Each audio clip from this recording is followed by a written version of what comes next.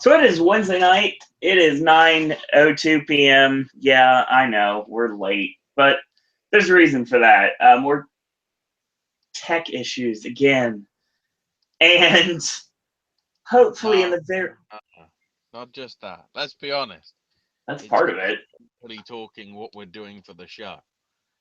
Well, that and the fact that we got a lot of things to discuss tonight because there's a lot of things that have been going on in the world of pro wrestling, and we're gonna start as we always do with Smackdown and 205 Live. And as long as he's around, hopefully we can get some confirmation from Logan, who was actually at SmackDown last night. Uh-oh. We've got Impact Wrestling, a lot of things coming up with Impact in a couple of weeks, coming back to Universal Orlando Resort for Soundstage 21, which is the first time they've been in 21 in a long time. Because usually 21 is for horror nights or like Family Feud is ran there, like the Latin version of The Voice, Lavaz Kids. That's ran there before, but now they're back in 21 at least for those couple of days. We've got big news going on with UFC, stuff going on with Conor McGregor and Brock Lesnar, among other things. WCPW just did I guess you would say, a big time event called True Destiny. We're going to be talking about that and also the Pro Wrestling World Cup, which is coming up in the very near future as well. NXT featured a phenomenal main event of Mustache Mountain colliding with Tyler Yeah. Bate defending against Trent Seven for the United Kingdom Championship. Such a phenomenal match.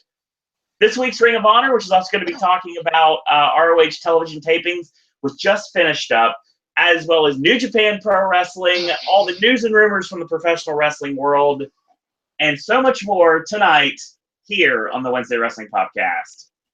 My name is Owen. This is Ashley. And So let's talk a little SmackDown, shall we? much shit going down. So So I say much. that. I say that SmackDown was pretty tame. Say the least. So Brett comes out and says, "Look, I never said it'd be easy. Mhm. Sister Abigail said they will lie to you, they will denounce you, they'll try to take away your gift, and you know what? She's right. She speaks the truth, and so do I. And I say I knew that the day was coming isn't a lie. And now I've got the whole damn world in my hand. Too much power can be a very, very scary thing, but not for me, just for you. Open your eyes, everybody, and I'll sing a beautiful melody." Yeah, we've already heard it. It's your entrance song. Uh, And that's going to be a I'll fun intro song to sing at Mania, too. I'll lead everyone to paradise. Stand in my way, you will burn in the fire. That's not a pretty sure that one's old music. Okay, burning my light, but the same thing. So it's the era of Wyatt, who Cena making his way out and says that he notices Bray's got some supporters and that he's brainwashed them. Cena says that people chant "You deserve it," but there are three words on my shirt: "No man deserves anything around here." Sorry, at this point, I'm going. Actually, are you actually fucking kidding me? Are you actually trying to be heel, Cena? I don't know. We'll see.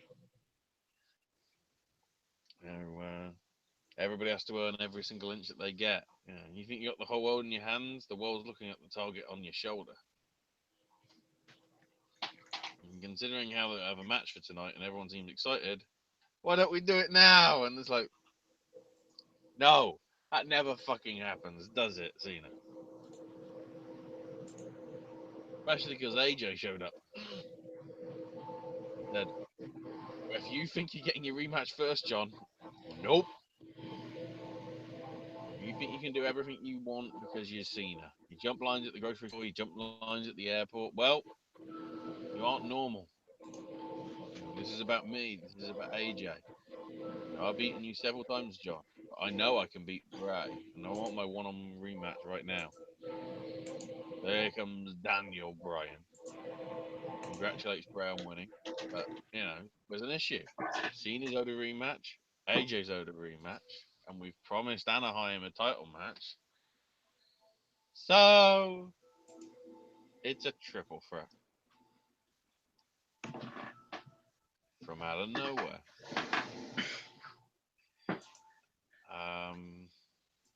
Dean Ambrose is apparently looking for Baron Corbin. And then we get one of the most confusing matches that I've seen in a while. Yeah.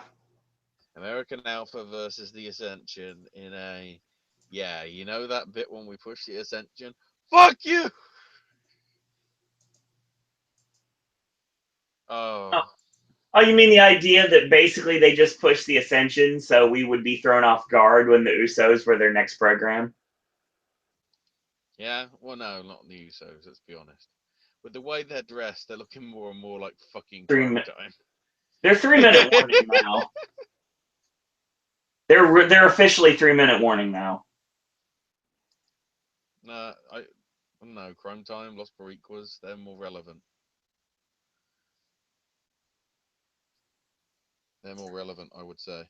I mean, this match was a far cry from what happened during the match at the pay-per-view.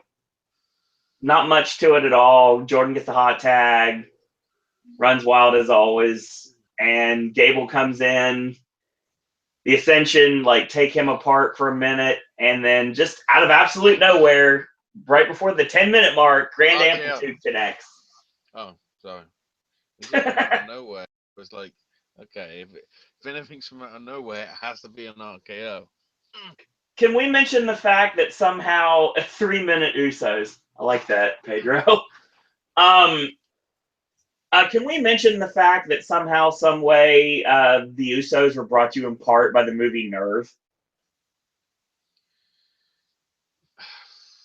No. The ending of the movie Nerve, before they get to the actual finale, they're in that basically the box, and that's pretty much what it was. It was a lighted box. I don't want to be reminded of that film. It's better than watching the Usos work the tag champs again. And what I've heard of Cure for Wellness. Oh, shit, son. We'll be watching that tomorrow night, so I'm a little bit nervous, to say the least, with that dentist thing. Cure for Wellness might suddenly be showing up at Halloween Horror Nights within the next 2 years. I don't think they can get away with pulling the eels in boxes if we have to walk through. So yeah, that's probably not going to happen. It's not Terrors of the Deep at SeaWorld. It's Halloween Horror Nights. What I heard basically said it's a movie for people that like Joseph Mengele. So basically, by the end, it goes very hostile / torture porn. It does. You're correct. Oh, that should be fun. So, yeah, especially at 8:00 at night. That's going to be even better. No, the more interesting would be 12 o'clock in the afternoon. No, I'll be watching it at 8:00 at night. Because it's almost 3 hours long. Well, 2.5. No, it's about 2:45 with trailers. All right. Well, yeah. Thank you, Pedro, for adhering to what we say on the outro every single week. He watched La La Land. He said it was a great movie. You didn't say it on Monday. It's bloody reverse psychology. That's right. Does exactly. That mean anybody not watch Kubo and the Two Strings then? So yeah, the Usos ask if Alpha was celebrating, after Usos took them out. And it's like, well, yeah, because they won the fucking match, son. Exactly. It's not paranoia when the hair stand up and back on the neck. So.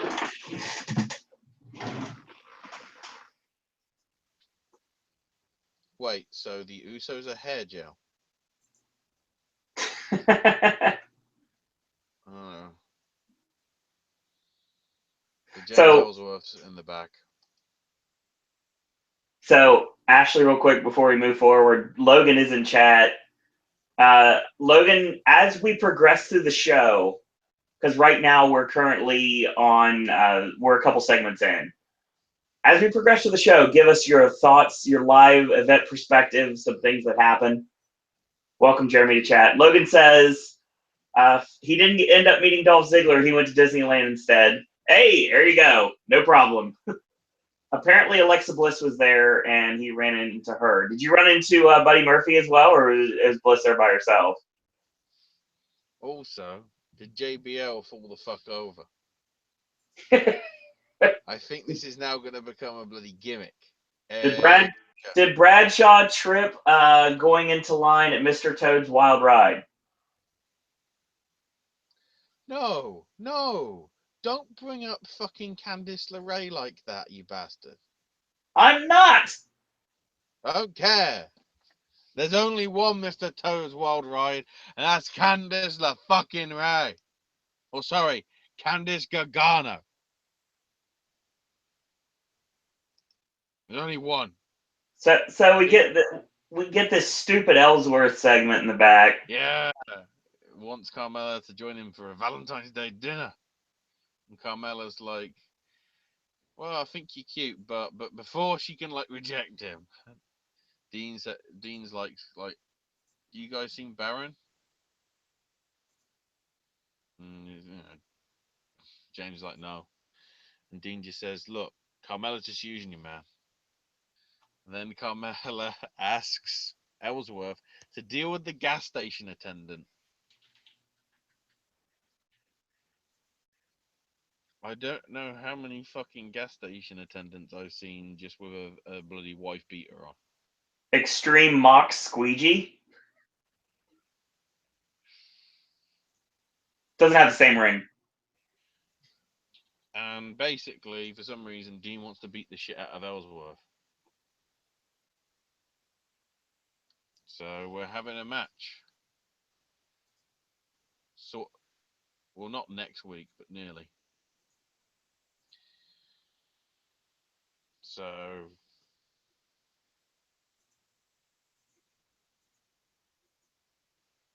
we come out. Ellsworth wants everybody to be quiet so he can introduce Carmella. But Dean Ambrose doesn't appear because Baron Corbin drags him out and they have a bit of a brawl, and then bloody Corbin throws him like onto the inner workings of the thing with a deep six. Except the thing starts bloody smoking and exploding before he's even hit the bloody thing. Yeah, that was a problem there. I think the person that cued the pyro there is probably looking for another job right now. I doubt it. Because, fucking desperate. Murphy was there. She was sweet and nice in person. I've heard that about her too, actually. Yeah. Which, Shame. Shame that they're using her as a heel then. for now. So they recap the whole, Natalia and Nikki thing. Right. And that Marie's got the powder shot. Once again, I question why the hell did Maurice have all that powder? It was foundation. That was actually what was already said. Nobody uses that much fucking foundation. Unless it's foundation in inverted commas and it's come from the Colombian cartel. Or it's on Tony Montana's desk. We're talking that level of foundation.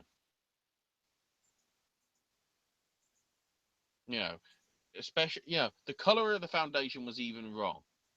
It's like she was trying to become Jack Gallagher or Sheamus. Shouldn't it be like a powder pink color?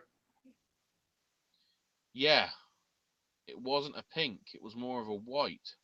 Well, it's definitely white. It definitely looked like It was yeah. it was Mr. Fuji's salt. Pretty much. So, Daniel Bryan's telling Nikki, look, this has got to stop. And Nikki's like, look. And Daniel's like, I've got an idea. I think you'll like it. And then Natalia comes in and says, oh, look, you know, your boyfriend Cena and Brian's your sister-in-law. And then Nikki blames Natalia for the loss at Survivor Series. And I'm going, what the fuck? This was a double count out. Who the fuck lost? Who the fuck won? The answer to both questions is nobody. So then security has to come in, and Daniel says, fuck it. We're having a Falls Count Anywhere match. And what I want to happen is somebody come with a machete and chop both your arms off. And then we'll see how you fucking like it. Brian was really animated all night tonight, from the fact of the beginning of SmackDown through the duration of the show, all the way through and including Talking Smack. So Dasher Prance Dancer Blitzen. And all that.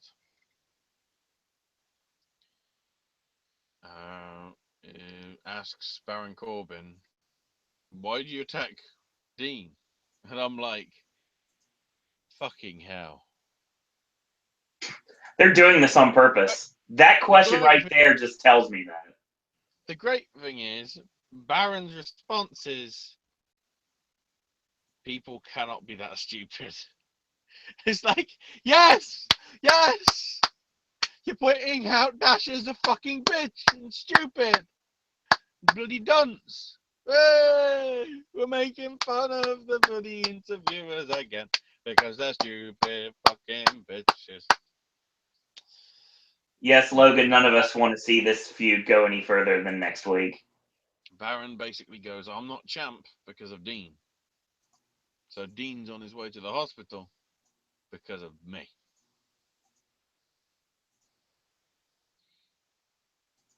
And then Renee, in not so much of a stupid fashion, asks Dolph Ziggler about what he did after the match on Sunday. And Dolph says, look, I've been sore and I've been a loser, but I'm not a sore loser. The only sore losers are Kalisto and Cruz. And what I did to send a message to the new generation. Bret fucking Hart? Everyone thinks they're here to replace me, but they're not. And I'm just getting started. I've got a long way to go. If I have to eliminate an entire generation, I'll do it. No one steals the show like him, and no one will steal his place. So on that note, Dolph, AJ Styles. Why haven't you gone after him yet? Because let's be honest, he's the new fucking generation.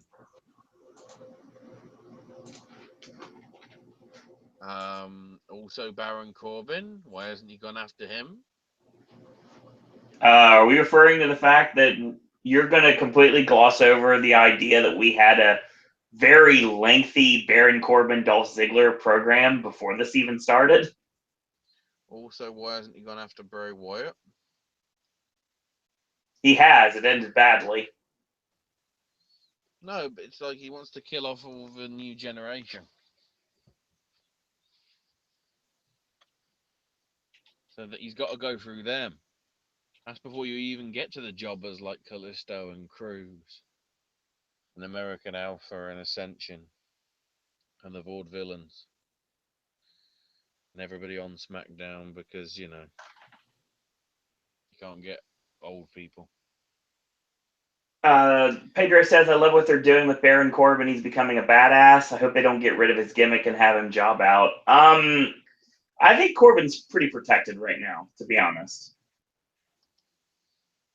Him and Ambrose are definitely going to lead their WrestleMania match for the Intercontinental title. And like I said, the weekend of the pay-per-view, I thought that that would be the direction they're going to go, and it certainly looks like they're pushing that way. So then we get the second match of 3. Becky Lynch versus Mickie James, the rematch for some reason.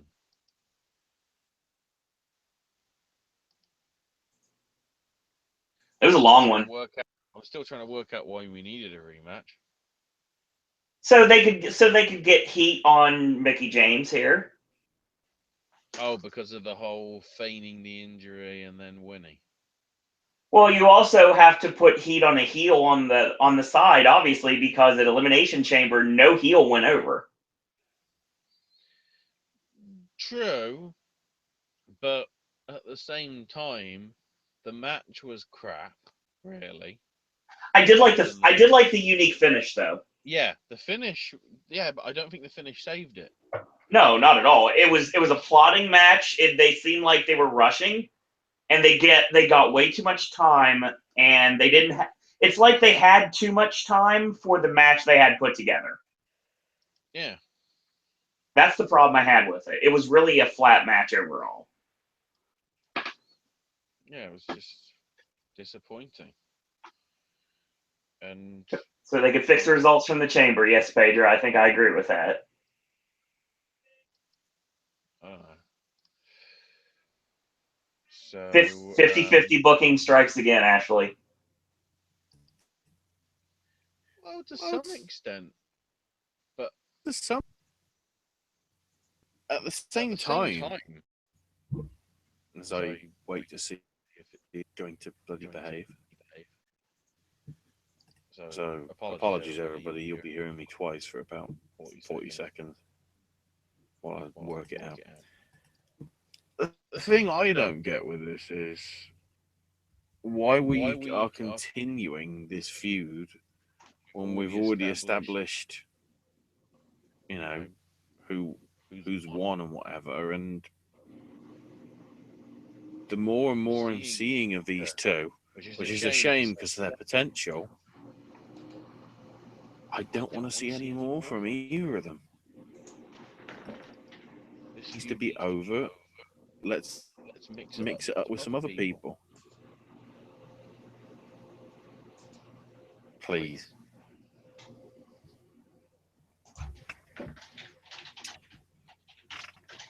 Speaking of, Renee is in the ring with Naomi and congratulates her on the win. And surprise, surprise, Naomi got fucking injured. We still don't know exactly what happened. Nope. Nope, of course not. And Naomi saying, look, I didn't notice it until afterwards. You know, it might have been from that botched Twisted Bliss. I'm telling you that I know I got a lot of flack from Aaron in Cleveland Monday night when I talked about the botch of the finish and everything. But it's a good possibility that's exactly what happened. Either that one or the springboard after it. I think it was one of those two spots. Because I didn't notice anything bad early on, to be quite honest. So, well, apparently she was wearing a knee brace, so I mean, she probably just tweaked her knee, and they're just going to keep her off television for a couple weeks so she can rest. Yeah, it won't. You know, it took her 8 years to get to the top, and it ain't going to stop her. So she's going to take the title to Mania. So here comes Alexa Bliss, and asks if the glowworm suffered a boo-boo. Now, you got lucky on Sunday, woke up the next morning and felt the pressure of being champ, and realized that you're not Alexa Bliss. And basically says Naomi's come up with this injury. You know, you've made it up. Of course, you're not going to feel the glow. You're going to feel the flop. But I like to make a negative into a positive. So you can have your 30 for 30 lights out the failure of Naomi. And I'm like, let's be honest. Why the fuck would anybody want a 30 for 30 on wrestling? Especially if it's ESPN. You know, the only wrestling ESPN likes is the stuff that they can legally fucking show. which is old school 80s world class championship stuff, isn't it? Pretty much. Or NWA stuff. I can't remember what they've got the rights to. But yeah, basically she encourages Naomi to bring all her family to Mania so they can see the real SmackDown champ, Alexa Bliss. Naomi says, "You're just a flea, Alexa, and I can still snatch you. So don't play with me." And Alexa says, "Look, I'm in a good mood. I'm going to give you a week. Then next week, you can give me the title, or I'll take it from you." Okay. So then we got TJ Perkins bit saying that he'll be the next cruiserweight champion. How the fuck is that possible? We've got a match before that, you stupid bastard.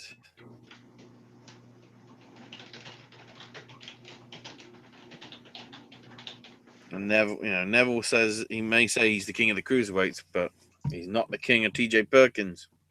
And when I win, the title will be one step closer to back being where it started. What? On Triple H's shoulder? Perkins is a weak babyface. Yeah. A really weak babyface. And I really hope after this program with Neville that somehow they turn him heel, because he's not getting over with the crowd at all. When he was in PWG as a babyface, it worked because obviously there's very little storyline and plotting. Exactly. It's just he's doing the flippy shit, so he's going to be liked. And normally you get people that would put stop to that stuff, so they get booed. Here, because he's got character, it's like, whoa. And the crowd don't care at all. They're not buying him one bit. So Bryant comes to the ring. Right? Ray Wyatt. So I amalgamate the two. That's actually funny. Except Luke Harper shows up, attacks him, throws him into the barrier at ringside, gives him a super kick, and then he goes to the back.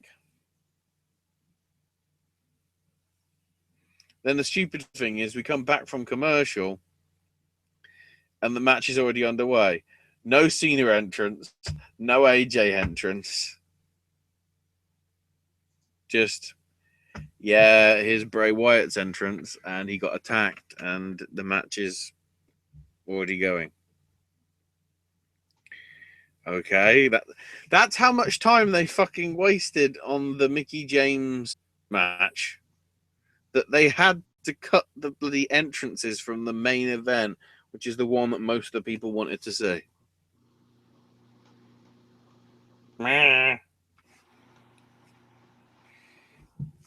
Still, it was a good triple threat. Oh, absolutely it was. Cena hits Bray with an attitude adjustment, kick out. Styles then kicks Cena, hits the Styles Clash on him, kick out. So Styles then goes for the phenomenal forearm, but Cena hits the rope, Styles falls to the floor. Cena gets hit with Sister Abigail again. Bray Wyatt retains. See, the great thing is, and I usually don't cover promos because that's your department, but the thing is, the aftermath of this match, as good as it was the story here, because it took us in a very interesting direction leading to WrestleMania. Yep. So Bray celebrating everything. And then here comes Randy Orton, and it's like, oh shit, it's starting, son. And he walks to the ring, gets on the apron, gets in the ring.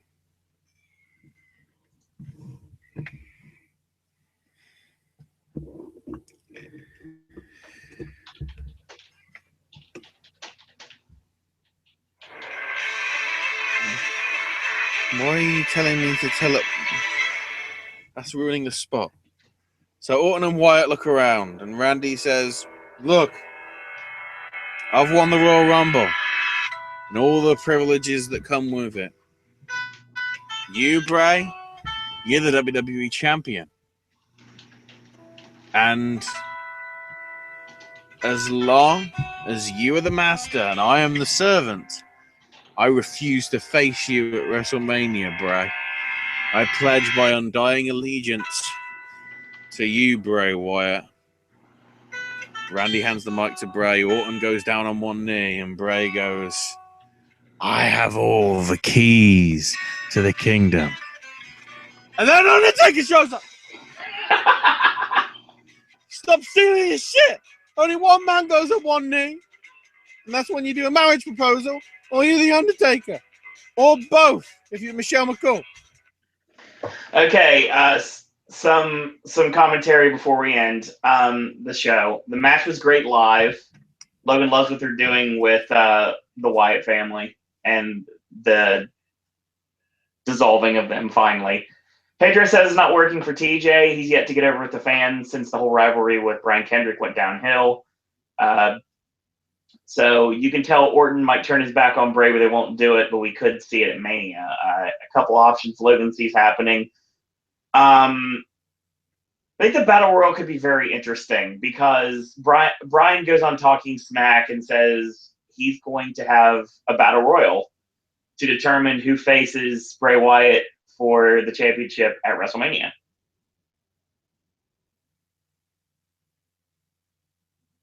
So I'm curious to see where what direction we're going in.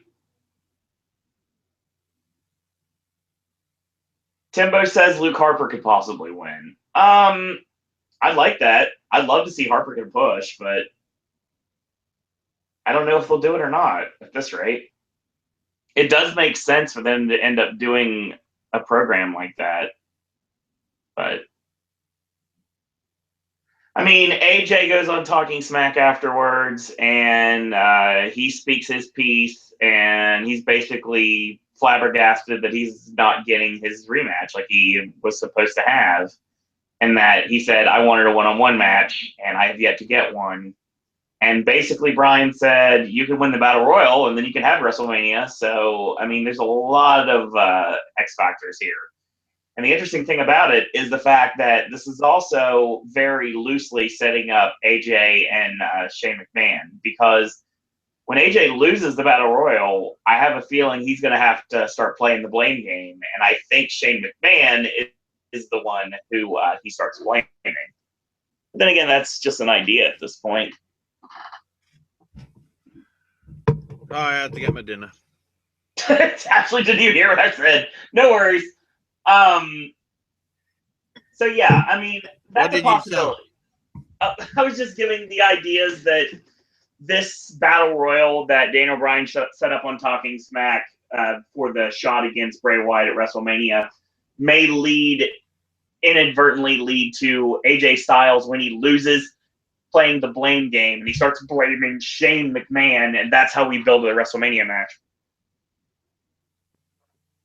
Because you got to be really subtle with this build right now, especially if you want to sell the general public on AJ versus Shane at WrestleMania when AJ can work with anyone instead. Yeah, so does that now has me worried that means WrestleMania is going to become a triple threat. My God, I hope not.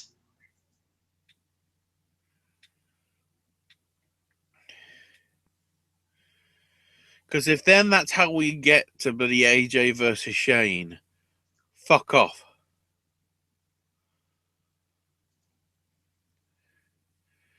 What needs to happen is nobody wins the Battle Royal. That's a possibility too.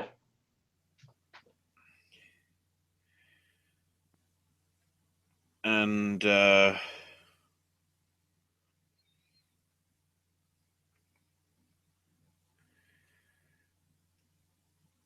over the course of the next few weeks,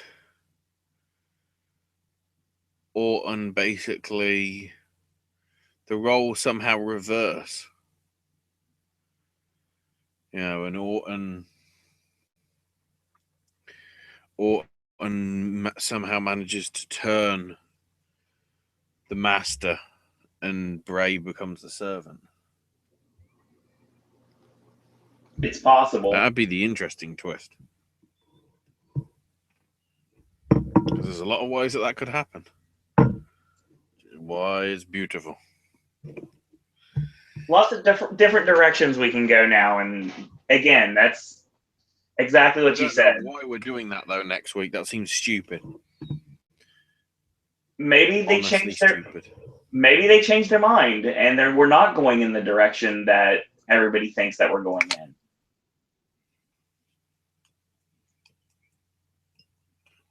Does that mean Randy Orton's facing Goldberg then?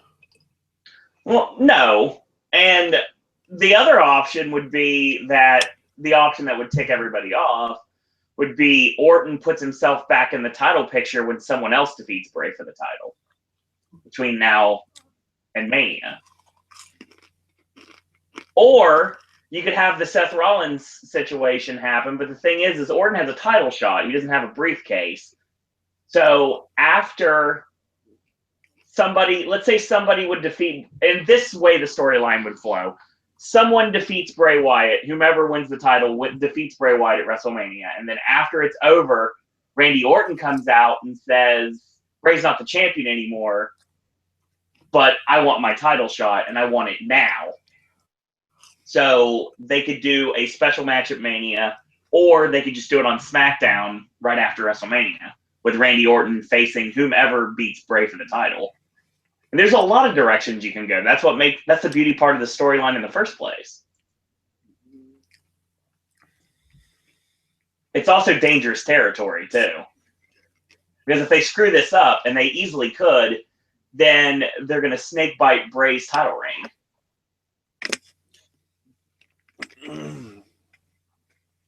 Let's see what happens.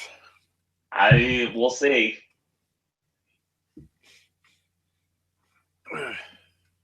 So we move on now to 205 Live. So we start off with Rich Swann. Yeah. Saying tonight's a special night for two reasons. One, Rich Swann's back on 205 Live. And two, it's Valentine's Day. And he wants to do something special for a special woman. And he's going to dedicate this match to Alicia Fox. Okay. Have you noticed even Austin Aries and Corey Graves have been doing the Fox thing too? Well, yeah, they did it on Raw. Yeah.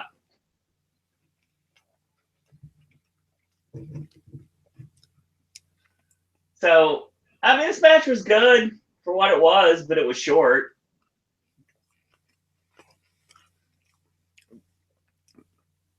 I mean, I'm confused as to why Rich Swann would want anything to do with that cunt Alicia Fox. Because let's be honest, the only reason she was hired is because she did that kissing segment with Edge 8 years ago. Right. Yeah, and the fact that she's actually a bloody former champion, it's like fucking disgusting.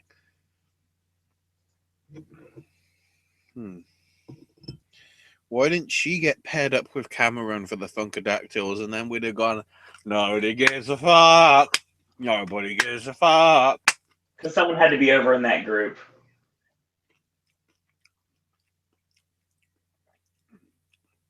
Still a good match. It's just I don't understand the situation behind it. You know, with Swan wanting anything to do with this woman. I don't necessarily think he does. I think they needed something to fill him in for the show. This is probably something they'll forget about right away. Well, it's a perfect way to fill him in. He's one of the only 6 people that's allowed to be on 205 Live, so he has to be. Pretty much. Swan hits a leap up Rana, which didn't really look the greatest, and he hits a Phoenix Splash off the middle for the win. I like Noam Dar working the knee in this match and getting the ankle lock in, and I like the fact that the reason, and we know the reason Noam Dar is actually as over as he is, and it's the whole Alicia Fox thing. And they're not serious about doing anything with him, and that's clear. But he's a good heel, so they keep him around. And I'm glad he's getting a paycheck because he totally deserves it. But, I mean, I really don't know what's going to happen when Foxy either moves on or gets released or whatever happens. So it was decent. I enjoyed it for what it was. So now, in separate rooms, we've got an interview from Corey with TJ and Neville. Why are we doing this? Because it's better than the time that fucking Nikki and Natalia did it. Well, that's Let's not be saying honest. much. But I know. That's why I said it. And Corey says, about why he thinks TJ Perkins is a bigger threat than Jack Gallagher, and Neville's like, look, he's a former champion. He beat 31 other guys to, win that belt. But the thing is, none of them were me. And TJ goes, let's be honest, Neville, you've got glass ankles. I'm like, what? No. I think it's the same situation you have, TJ. It's called doing flippy shit isn't what the human body is supposed to do, so you get fucking injured all the time. You should know it happened to you plenty of times in fucking TNA under the mask. And, Neville says, TJ just got put on the back burner and will never be on my level. And TJ goes, that arrogance will be your downfall because you'll never be as good as you thought you were. That's why you went from the champ to someone who, was he even on Raw? And I'm like, wow, that's just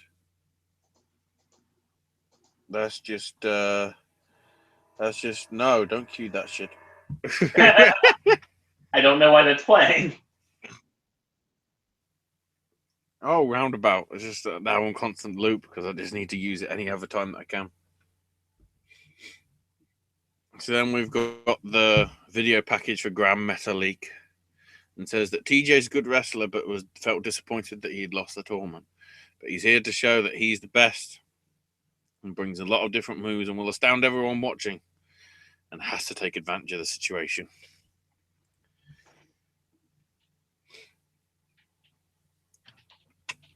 So Metalik's taking on Drew Gulak. I kind of, considering Drew Gulak's background without spoiling important stuff in other companies, who I won't name, because then people will try and work it out. It was obvious that you have somebody that, Gulak has worked in Shikara with other lucha guys, so him taking on Metalik of a lucha variety ain't really that bad. Plus, didn't he have? Did he fight Dorado at some point over the last 6 months? I'm sure he has. And I thought so. So, so what a surprise! These two have a good match, really good. Metalik winning with the Metalik driver. Because it's metallic, is he? I don't get it. I mean, it just seemed like it could. It wasn't great. It definitely wasn't what both men are capable of. Gulak here. I really wish they just pulled the trigger on him at this point because he deserves a lot more than he gets. Obviously. But yeah, the crowd just didn't seem to care much. Then it gets 205, so it's hard to get over with that crowd. Yeah, it wasn't a great first match on 205 for him. I'll say that right So Tozawa's in the locker room. Ha! Oh, this is great. I love every second of this. Kendrick stops up by and says, "Look, I wanted to sit down with you, and what do you think about being my protege? You could be my student. You can follow my lead, and then you can be as successful as me." In my head, I'm going, "Eva Marie, motherfucker!" And Tozawa just goes, "No." And Brian's like, "Okay, there must be some sort of issue with the language barrier here, you know. Do you understand what I'm offering you?" And Tozawa's like, "I understand. I don't like you." And that's it. Yeah, I like this. It's entertaining. That to some extent is Tozawa's character as well from Dragon Gate, though. Because I've looked at some of the Japanese stuff, not obviously having translations and everything. And, like, when you see, when I saw, I think it was like a few weeks ago, somewhere on the interwebs, probably some YouTube video or something called Daily Motion. But there's like an in-ring segment, I think, because it's leading to a tag match. Where it's like enemies are having to team up or whatever. And when he finds out his partner or whatever, and his partner's like, "Yeah, we're gonna be a great tag team." Like, I was just like, "No, no, no, no, no, no, no, no, no," and the Japanese are laughing their ass off. So I guess that's what we've reflected here, just in simpler terms, just in the sense of, "No, I understand. I don't like you." Boom. Short, sweet, to the point. Boom. Speaking of short, sweet, and to the point, long, sweet, and to no point. Pretty much. Perkins versus Neville.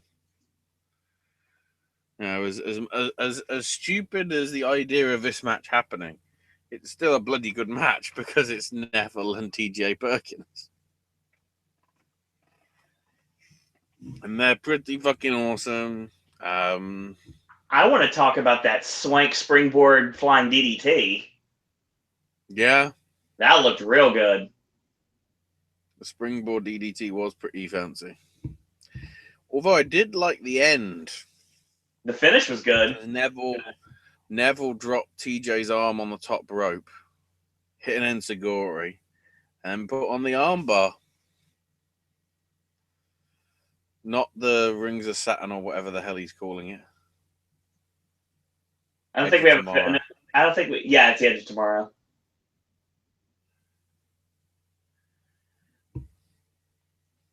He just did an armbar.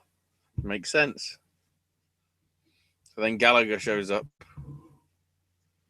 clearly looking pissed because of being besmirched on Raw. But Neville kicks Gallagher as he enters the ring, throws the umbrella away, but then Gallagher manages to hit a European uppercut and a headbutt, and Neville flees. And 205 Live is no longer live because it's finished. As always, everyone falls to the red card.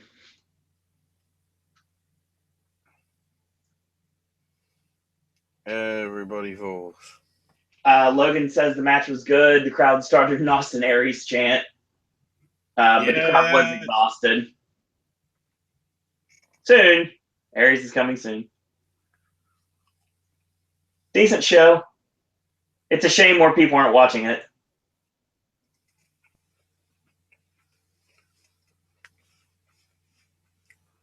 So we move from WWE.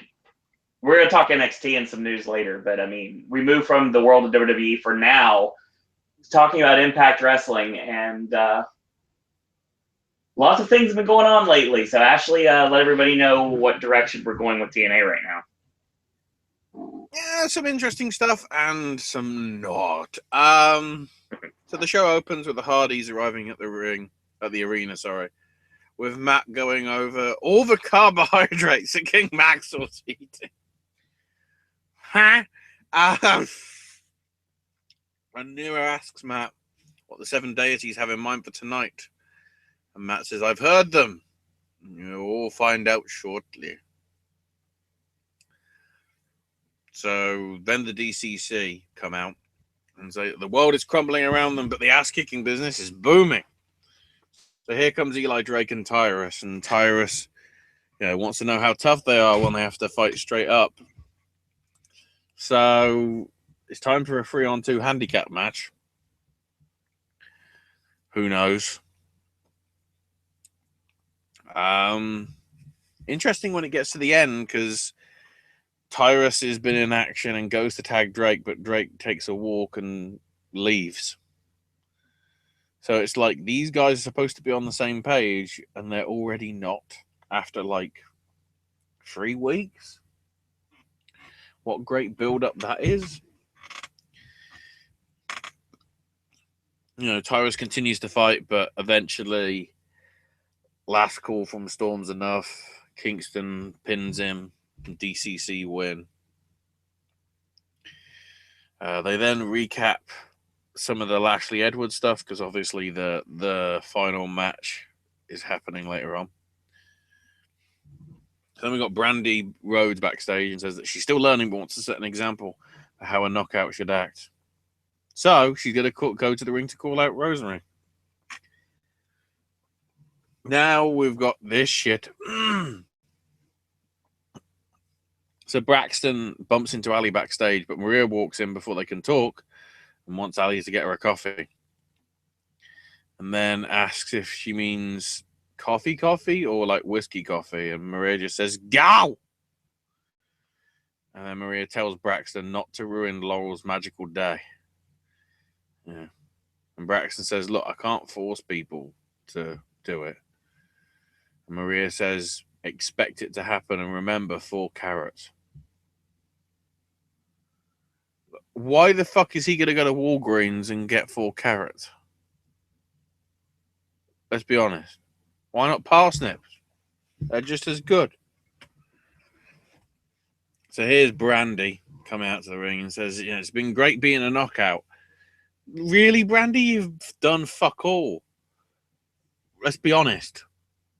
But Brandy's the type of woman who'll get down to it. She's got a problem with somebody, and she's got a big problem with another knockout who likes to play mind games and thinks that she's playing mind games with her right now. So calls out Rosemary. If Rosemary wants to fight, and she's standing right there, is up. Why didn't she go, weather? It'd be more relevant. So here's Rosemary with Abyss and Crazy Steve. And Rosemary's like, I saw such potential in you, Brandy. And had you allowed it to be nourished by the darkness, you might have enjoyed a taste of our sickness, but you rejected it. What you fail to remember, Brandy, is decay comes for everyone, by choice or by force. Decay is everywhere. And of course, Brandy's choosing to fight. Rose doesn't respect the choice, but it's her funeral. So Decay backs Brandy into the middle of the ring. And Rosemary catches Brandy in a front guillotine choke. And here comes Moose for the save. Headbutts Crazy Steve, takes out Abyss. Rosemary staring Moose down and just gets out. So what I don't get is Rosemary still has a problem with Brandy.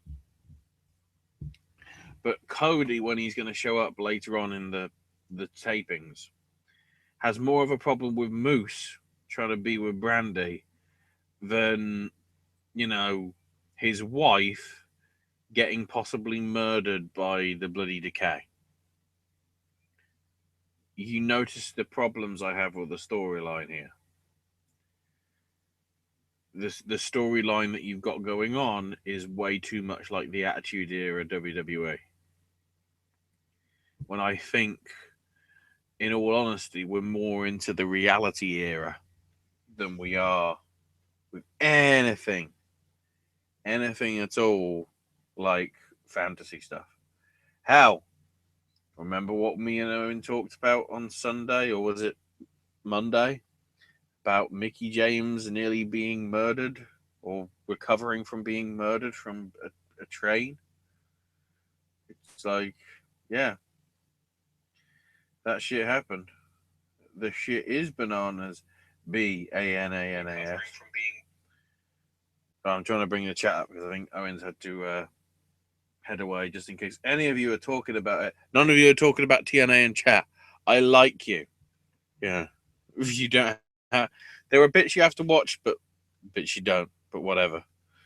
So Spud then brings out Aaron Rex and asks Aaron what will happen to Robbie E tonight. And Rex says Robbie is not a man because he hates fashion no-nos. And he's the reason God invented eyelids so we can close them not to look at Robbie. Violence is not the answer, but he'll make an exception for Robbie E. And then hands the mic to Spud and walks off. I'm like, seriously? What fucking marijuana are you smoking? And please do not give it to me because I don't want to be involved with any of that fucking shit. Please. Please. Please. No. I need a bloody quote from The Office now. No, God, please, no. No. That one. Then we got Moose backstage, and Brandy's challenging Decay to a mixed tag match. Decay against Big Moose and Little Moose. What the actual shit? Logan saying, what are they doing to Aaron Rex? I don't know. To be honest, it's what he's doing to himself. If he was given all this gimmick, I think he should just go, fuck it. I can probably get just as much money, if not more, from the fucking indies. Screw you. I don't know how long his deal is, but, you know, we'll see. We'll have to get to deals as well with TNA because there's some interesting stuff there. I'll have to bring up in a minute. So Aaron Rex, Robbie E match happens. Aaron Rex uses, I think it's like, it's not brass knuckles, but it's something like brass. I think it was just like rings on his fingers. So it's basically replicating brass knuckles, but not exactly. There also was a nice spot with managing to get Aaron managing to rake Robbie's eyes with Rex's bootlaces. So that's like, trying to think. That's old school, like 80s stuff, arguably. Aaron Rex wins, as I say, with that the gimmick shot. But like it's seriously to a point where it's like, I had respect for you, Aaron, for leaving the company. And as soon as you went to TNA, there was a nagging feeling at the back of my head going, I wonder how long it's going to be until he's in a stupid ass gimmick, because they'll go, oh, he was good at that in WWE. Let's replicate it. Turns out it was probably less than 6 months. For fuck's sake. So the Hardys backstage. And Matt says the expedition of gold must continue. And now I must go out to the zone of impact. Yes. Except it isn't really, because Mike Bennett is backstage, giving Braxton a pep talk, and says, we're about to become practically like brothers. And I'm like, wait, does that fucking mean that Laurel Van Ness is related to Maria or Mike then? Because that's the only way they could become practically brothers. whatever. And Braxton's like, look, how do you deal with Maria, Mike? And Mike says, oh, no, she does have a kind heart and wants what's best for those around her. She gets what she wants. And I know, Braxton, that you're going to do the right thing. And Braxton says, you know what? You're right. I am going to do the right thing. And he walks off. Because obviously, Braxton's thing is like, yeah, it's not happening. But Bennett's treating as if to go, yes, it worked. God, I'm good. I've got him to think about it.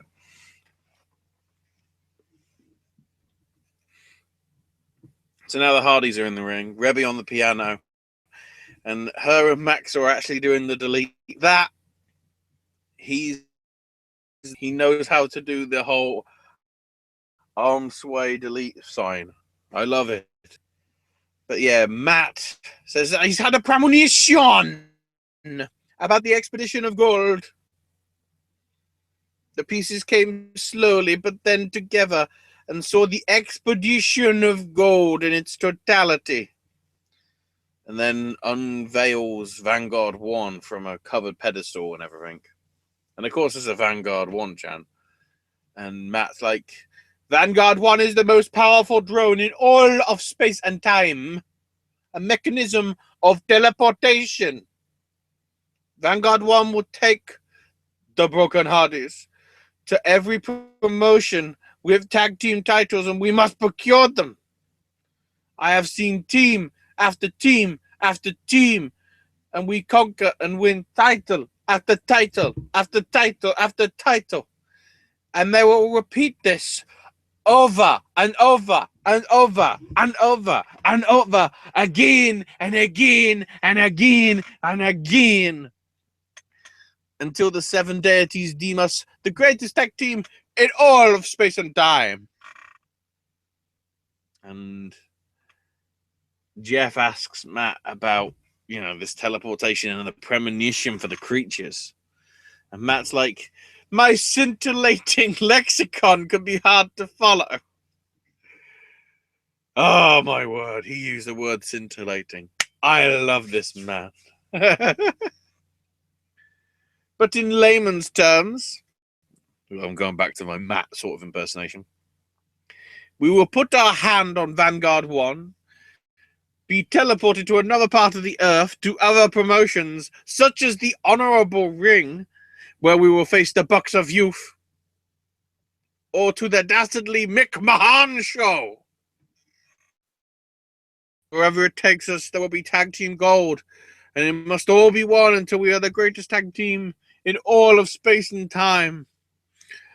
Oh, but I've had another premonition on Vanguard 1, and the expedition will begin. So they put their hands on it. The lights go out, come back on, and they've disappeared.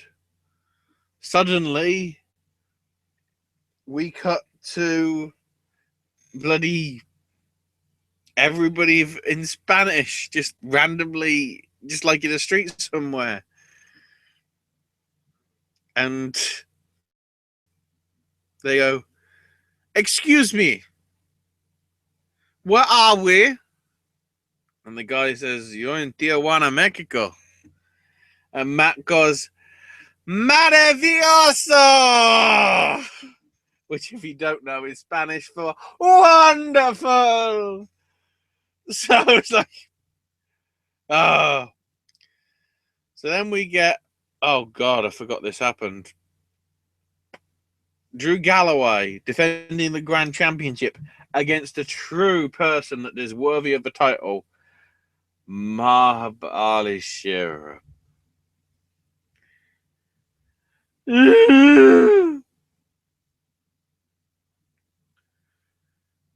All you need to know is Galloway won, but it's like the great fucking thing is apparently Shira won the first round. I think the judges for this were the same judges that did the UFC show in New York, and we'll get to that shit. Oh. Anyway, let's go to even worse shit, because Laurel Van Ness is backstage ordering a stagehand to do a light show for her entrance, because, you know, wub wub or something. And Braxton tries to come in and tries to say, you know, the wedding's off, but accidentally drops his water bottle and gets down on one knee to pick it up. So Laurel goes, "Yes, I'll marry you. Yes, yes. I know you're not rich, but we'll figure it out. Oh, I gotta go tell Maria." Like, seriously. I got nothing against Chelsea Green, but why the fuck are you in this company, you stupid fucking bitch cunt? You're better than this. And also, Madison Rain, what? You're not even smoking. You must be doing heroin, because that's the only way I can think you could come up with this being a fucking incredible idea. What a great time for Owen to come back on it. You're bashing Madison Rain and her creative abilities right now? Yeah. Yeah, it gotta be. She's on heroin. That's the only way she could come up with this shit and think it's entertaining. She is the one that booked the wedding that we're And about if to see. if you think that's offensive, Madison, write fucking better television. It's your responsibility. I mean, I don't know how much actual experience she has writing a wrestling show. Obviously, I don't know about her journalistic background to know if Why she's the fuck is justified she to do doing so. it then? Because they really had no other choice at the time. Yes, they did. They've had men do this shit before. Right. You know, Goldust was a somewhat competent bloody women's wrestling booker. You are correct. We're just privileged now that we've got somebody that knows how to fucking wrestle called Sarah Del Rey in charge of it all.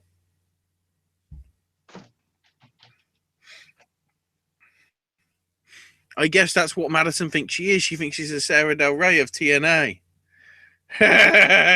Jog the fuck on, jog the fuck on. Anyway. So Gregory Helms introduces Trevor Lee, two-time X Division champ, and said it'd only be a matter of time before I got back what was mine. But now I'm the champ again. I'm the crown jewel of the X Division and the Helms dynasty. And Helms says, absolutely. But it's time to be honest about something. Because a real man recognizes his limitations and sees his own weaknesses in the mirror. And the weaknesses in the Helms dynasty is Andrew Everett. Helms has given him opportunity after opportunity. They've all got squandered. You know, Andrew's here because of Helms and wants to know how many more times Andrew will fail him, because he doesn't want the dynasty to have any weaknesses. And if he's got to trim the fat, that's what he'll do. Everett grabs the mic and says that, look, you know me my whole life, but you're wrong. I've jumped on a lot of grenades to this team. I know how good Trevor is. I've traveled the entire and won gold with him everywhere that they go. That's true to some extent. It's just not gold all the time. And they did it all without Helms. The question Everett has is, what if I'm not the problem? What if the problem is an old man living off his former glories? And Gregory seems amused by this, starts to take his jacket off. And then Lee jumps in from behind and they attack him. This has been building for quite a while for the turn now. Yeah. So guess what? I think we're going to, for the next 59 weeks, it's Trevor Lee versus Andrew Everett. Fuck!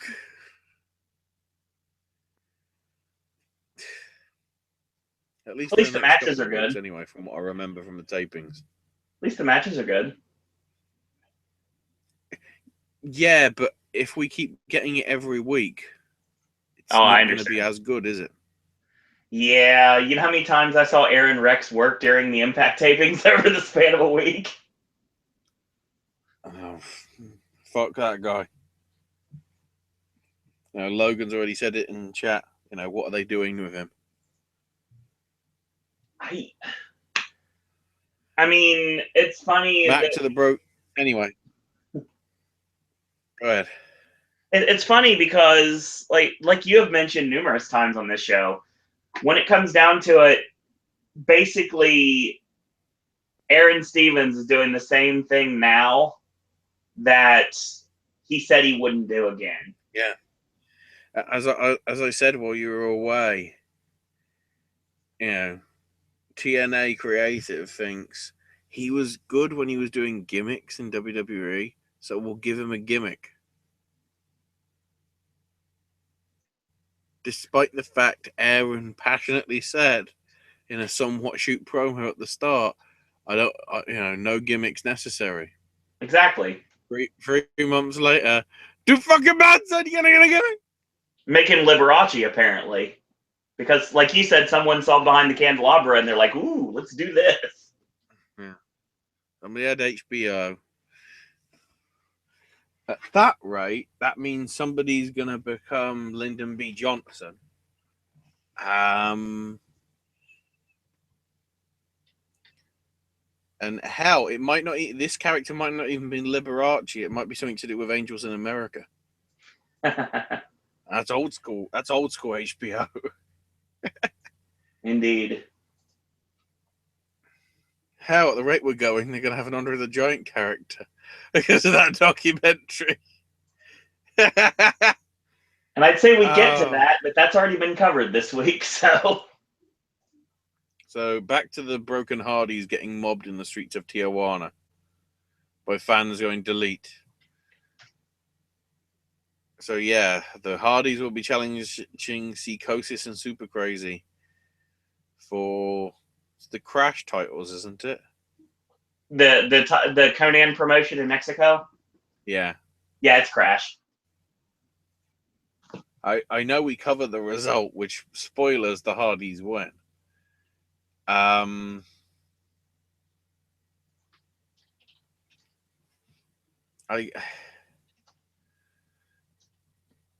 guess we'll get to that situation because for the time being, let's just cover a pretty good main event. Lashley defending the world title against Edwards. They have good chemistry too, really. Yeah, but the only problem is bloody Eddie's about to win, and the referee counts, but Davey pulls the referee out. And Eddie's like, what's going on? And Davey's like, it's all about you, Eddie. Doesn't care about me anymore. Yeah. Believe in this. Points at Angelina Love, who's in the crowd, who beats the shit out of Eddie's wife. This distraction allows Lashley to hit Eddie with a spear, get the win, and yeah, what a surprise. The tag team partners that have never really been tag team partners because one or the others got fucking injured are now against each other, but in doing so are doing some sort of like domestic fucking shit involved in the storyline, which we didn't even fucking need, I would argue. They've gone that route before. They need to stay far, far away from it.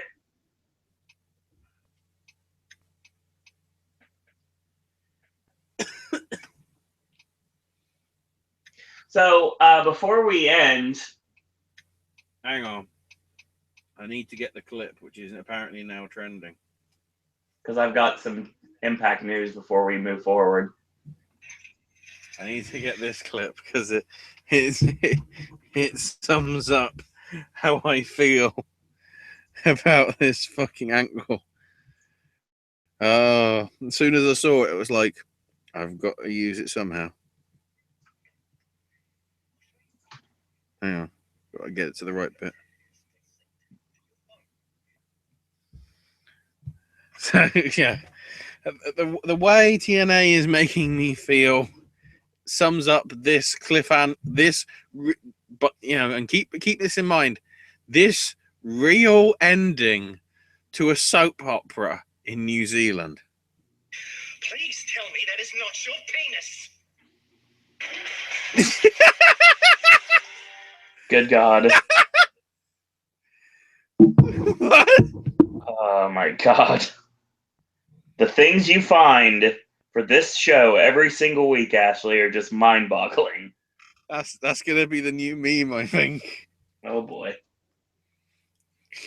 So on that note, let's go to some TNA news. Oh my God. Oh my God. Seth Rollins.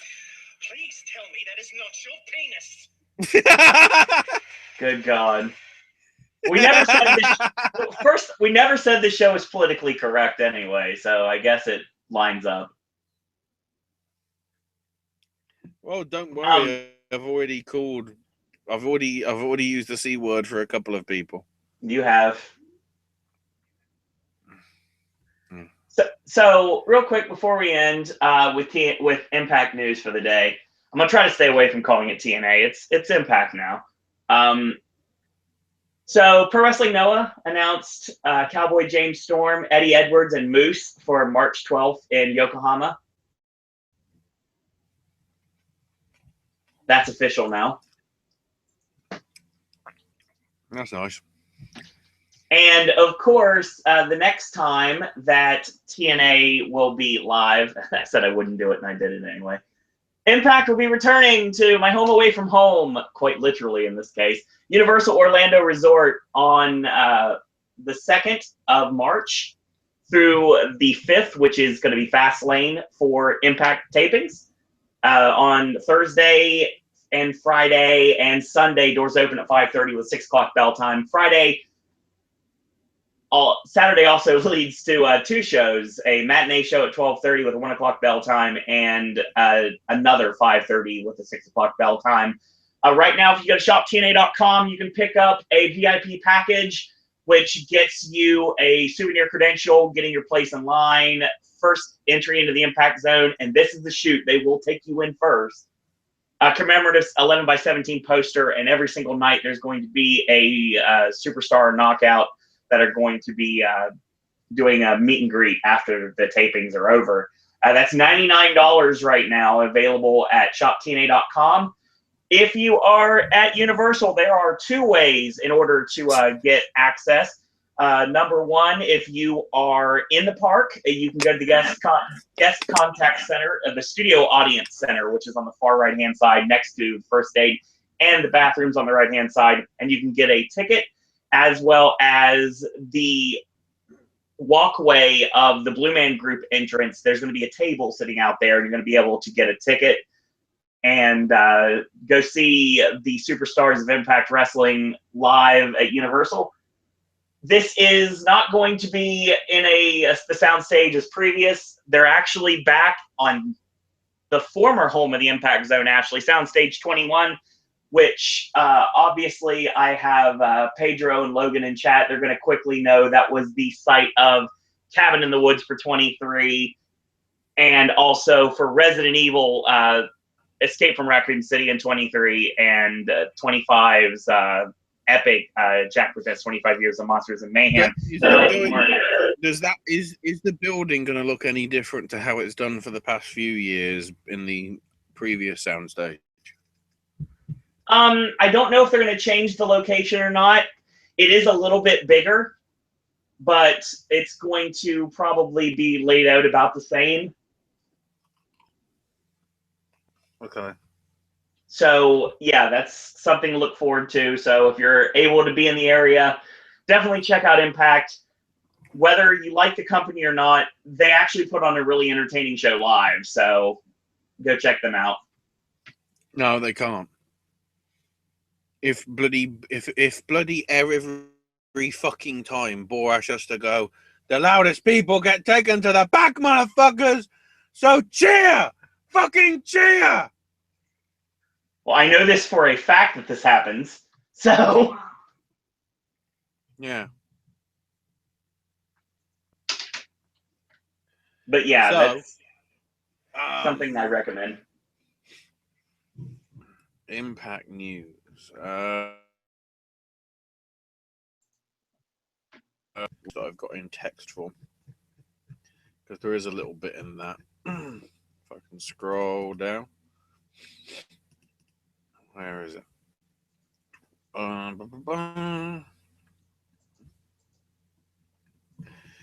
Jeff Jarrett's officially replaced Gabernick as the main guy in TNA. Yep. Happened a few weeks ago, but has been kept quiet.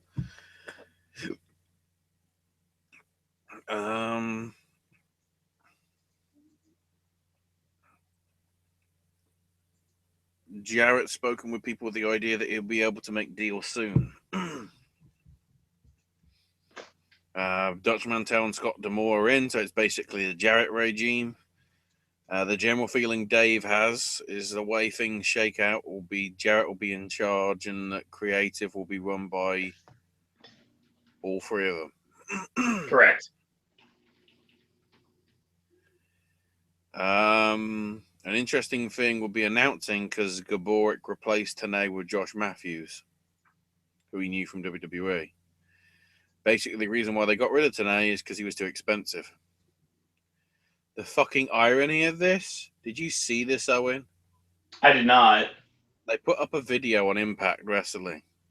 Okay. Like a behind the scenes sort of thing, and it's like a day in the life of Josh Matthews. And he actually says, in my opinion, I'm the best commentator in all of wrestling right now. Oh, I heard this. Fuck off, you stupid. And that's a capitalized cunt.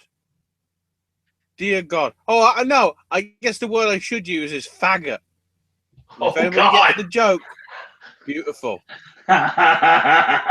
Anybody that's ever been to the Impact Zone completely understands what you just said. Interestingly, apparently Jarrett's been trying to set up a meeting with the people doing ITV World of Sport. Right. Because World of Sport wants somebody to run their wrestling operations because they don't want to be running a wrestling promotion because they've got no experience in it, but are interested in a promotion happening so they can do a weekly TV show.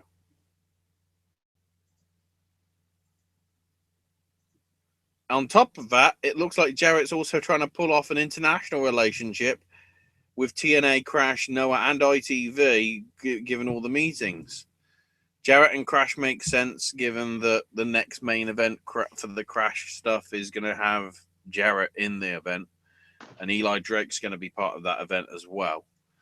But the problem is that the biggest stars Crash would have are Mysterio, Penta, Phoenix, Jeff Cobb, Ricochet, and Brian Cage, who are all under Lucha Underground contracts, so they can't work for TNA.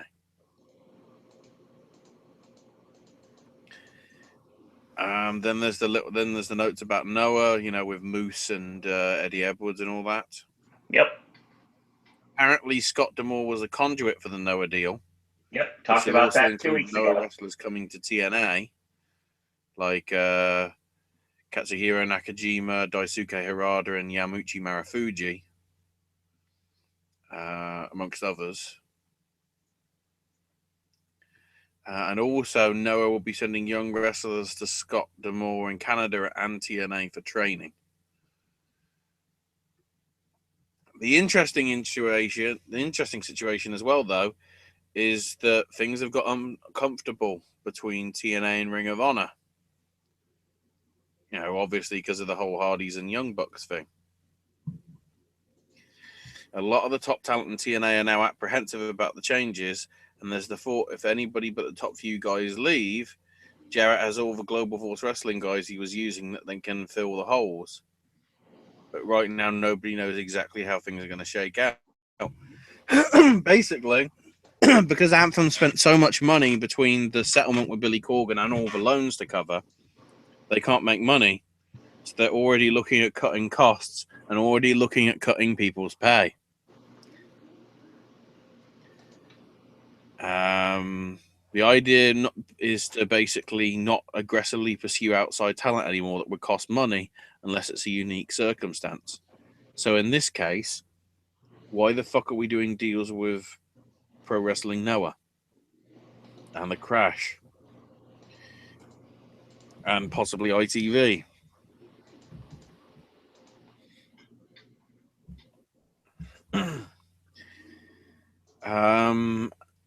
In regards to the last bit I was going to say, might have been a little bit updated because there's a bit of news from P. Windsor. Okay. Apparently, Hardys have agreed to terms and a whole other bits. So That's this is actually confirmed from now. the elite. This is from the elite section. Okay. No, I don't mean the Young Bucks. Apparently, Mike Johnson doesn't know if Drew Galloway's been offered a new deal, but says they'd be batshit crazy not to. I guess, because he likes Galloway. Parity 50-50 booking is now out the door, and they'll be using a more traditional strategy, and that storylines and booking will focus on guys in line for a push. No word on Jarrett coming back to be wrestling. Let's be honest, it's happening. Matt Conway's role is also up in the air. Some believe that he's already left. Others say it's not sorted yet. No word on that. Gaborik staying with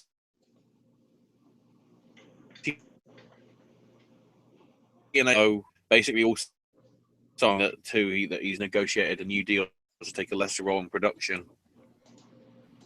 No news about Madison's Reigns role. Apparently, there was rumor that it's just a liaison agent rather than actually creative. In which case, I'm sorry I abuse you, Madison Rain. What the fuck are you thinking about everybody else in creative? Are you on? In terms of the Hardy discussion, they've reached the agreed to terms point, but nothing's been signed yet. But with that said, Mike basically goes into a rant in the elite section how he doesn't think Jarrett or Mantell will embrace the broken universe anyway. They're very old school. That's very worrisome. The current pitch is to run shows in June at the earliest. And in line with what Dave said and what I just said, believes Anthem are about the bottom line and cutbacks will need to be made. But they want the Hardys because they're needle movers because they want to make money. Are you fucking kidding me? Jeremy Borash is now a producer. It's about time, honestly. And Abyss. Yep, I saw that. And Rockstar Spud. More power to Spud, honestly, for coming in from British boot camp and now getting an office job with the company. Good on him. Considering Spud's worked in a bank, Spud should know how to clean him out of all the fucking money. And then we just get a recreation of the scene in gold. Rockstar Spud. Bloody helicopter door opens and it's like, take off your bloody seatbelt. Fair point. And also they're looking to hire a scriptwriter to format the shows. Hi. They don't need a fucking format. Hi. When has wrestling had a fucking format in the past 5 years? I'll throw my name in that. There is no format. And also, in related to that news, where's my fucking gold, Jeff? Because guess what? You're using all your fucking TNA talents on GFW shows now. That is correct. I still want to know where my fucking gold is. I don't think you'll ever see it, actually.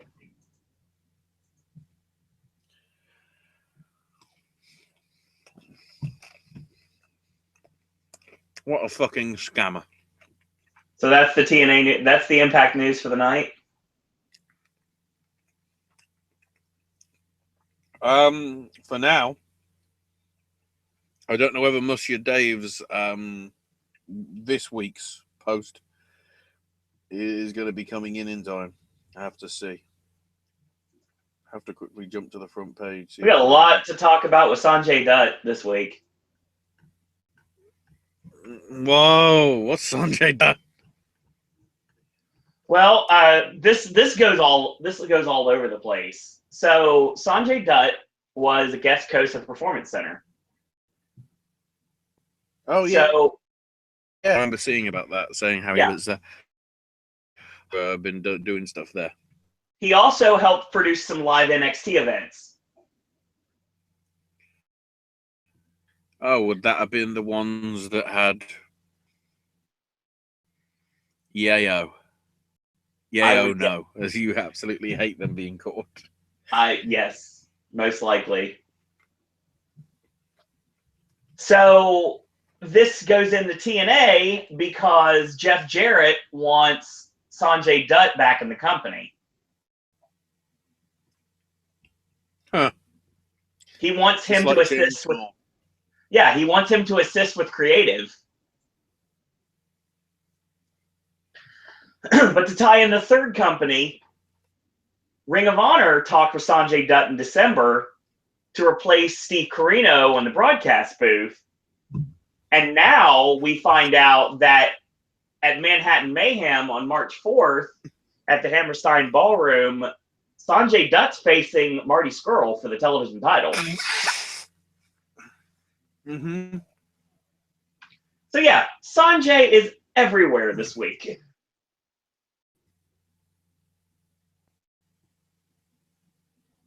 So that knocks out 3 pieces of news from 3 different companies. No. Now it's time to move on to the part of the show that usually I don't have anything in, but is always entertaining, and that is the UFC roundup. So, Ashley, what's going on in the world of mixed martial arts?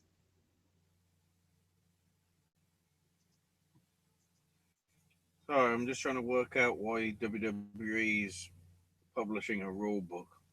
Yeah, I'm not even going to talk about that. That's how little I care about that piece of news. So, MMA this past week was a fucking shit show. Say the least. For some reason, the dumb shits in New York wanted to use New York officials that have obviously only had to do 2 MMA fights in the past 15 years. One of which was like 3 months ago.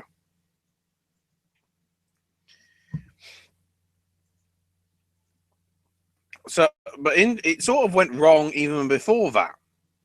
Because one of the bouts, which was supposed to be Luis Enrique versus Justin Willis, it was originally supposed to be Marcin Tybura, but Tybura got pulled due to the State Athletic Commission's concerns related to a corrective eye surgery from a year back. So he was replaced by Justin Willis, but then Justin Willis got pulled because he was deemed medically unfit to compete. So what the fuck did New York do about that? They ruined it. Then, I mean, this wasn't the commission's fault or any of the people's fault. It was supposed to be Ian McCall versus Neil Seery, but because Ian McCall had to do such a massive weight cut for his, thing, he became ill. Oh, sorry, no. He became ill before Musashi versus Hall 2, which was a few months back. The fight was rescheduled for this past weekend, but then Seery pulled out because his mother-in-law passed away, so Jared Brooks came in to replace him. But then on the day of the event, McCall got hospitalized because he had gastrointestinal issues. So that bout didn't even happen. So then we get to the fact that only one fight went to a finish, which was Ronald Souza beating Tim Botch with a Kimura submission in the first round, which meant he got performance of the night. Logically, nobody else could get performance of the night because there were no other fucking decisions. So, the one fight preliminary fight pass card had Ryan LaFleur beat Ronan Canaro unanimously. The great thing is, for that, you already knew from the Facebook fights that there was a problem here, because one judge gave it 30-26, another gave it 30-27, and then another gave it 29-28. So one gave it 3-0 plus a knockdown. One gave it 3-0 and the other gave it 2-1. Which is it? Then via split decision, Rick Glenn beat Philip Nova. Two of the judges gave it 29-28 to Glenn. One of the judges gave it 30-27 to Nova. How flip-flop is that shit? That's very random. Then we had Islam Makhachev beat Nick Lentz unanimously. Two judges gave it 30-25. The other one 30-27. So if I guess if he got knocked down, I guess he didn't. The other person didn't take off the points or something. Then consistency when Wilson Rice beat Olka Sasaki unanimously because all three judges gave it 29-28. Sorry. And then Belal Muhammad beat Randy Brown unanimously. Two judges gave it 30-27. The other 29-28. I got less of a problem with that because there's less of a gap there than 30-26 like it was earlier. So then we get close. And then as soon as you get to the pay-per-view bit, and remember, people had to pay for this, started off with Dustin Poirier beating Jim Miller, majority decision, because one judge gave it as a draw, which is a bit hard because I'd say Poirier was a winner. Perhaps not as comfortable as one judge giving it 30-27, but certainly the other judge giving it 29-28, I'd agree with. So there's already an issue there.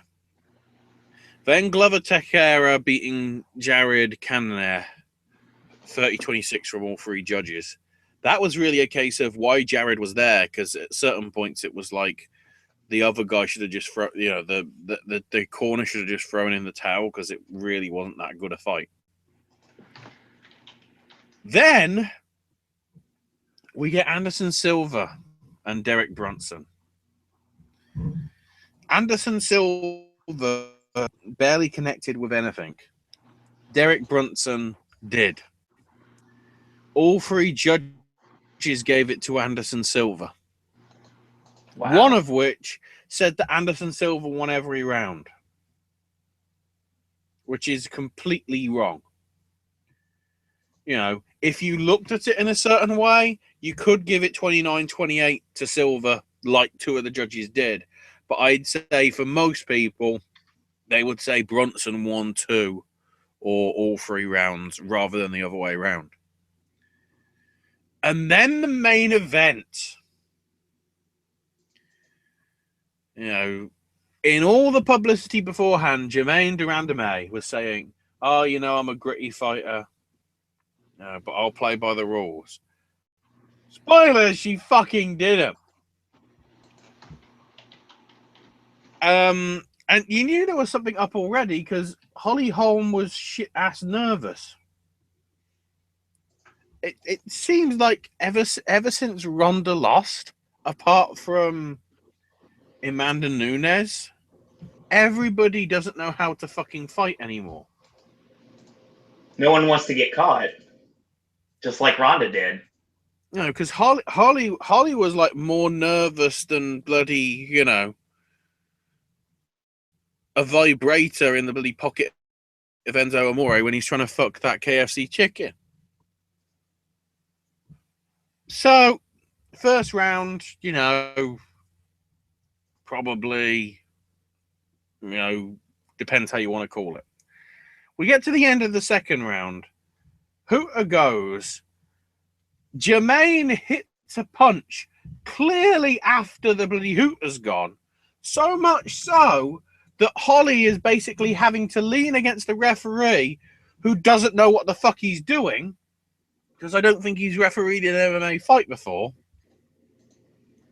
And the thing is, the whole idea is in the rules of UFC is if anything happens, in boxing, it goes as far as if you do it after the bloody bell goes, that's grounds for disqualification immediately. Right. It isn't in UFC, amazingly. It just means in a point deduction. Except that point deduction didn't even happen.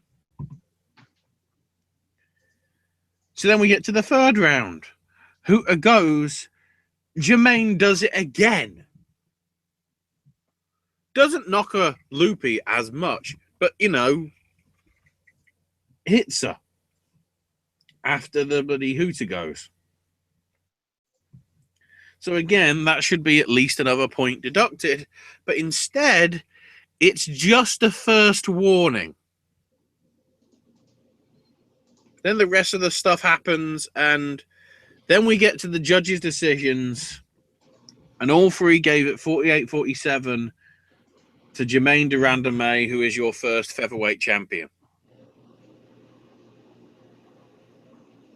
So then they keep pushing the fact that, right, that means Jermaine's going to be facing Cyborg, who, by the way, is trying to make fucking excuses to avoid the 1 year bloody ban that I was talking to you about for a banned diuretic last week. It got fucking better because Jermaine in her interview afterwards saying, well, I tore a muscle in my hand last year that I think I want to get surgery for, so I don't know when I'm going to be fighting for the belt again. Brilliant! This fucking bitch has won the belt, and she's going to be holding it fucking hostage! That's horrible. You knew how fucking great this show was when afterwards Megan O'Leary is interviewing Dana, and it's like, give us your thoughts on the show. And his thoughts are, I want to be on a plane out of this place.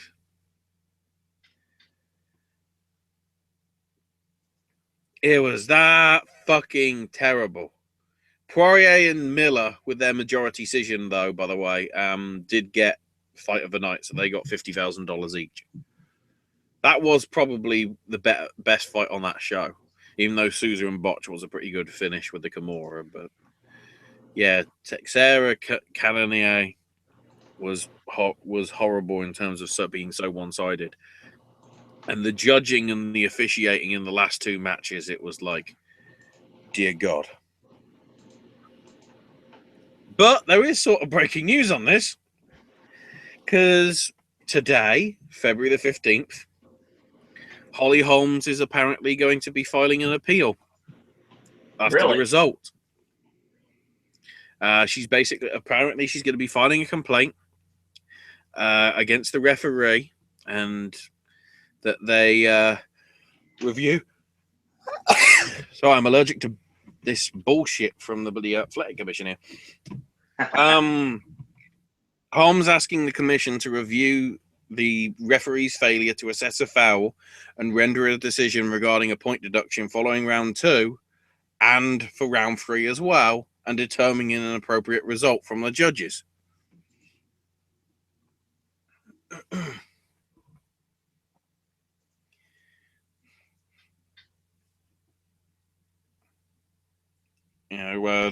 The complaint states, had the referee complied with the regulations and deducted points in accordance with the rules, the featherweight title would have resulted in a draw, if not a win, for Holly Holm.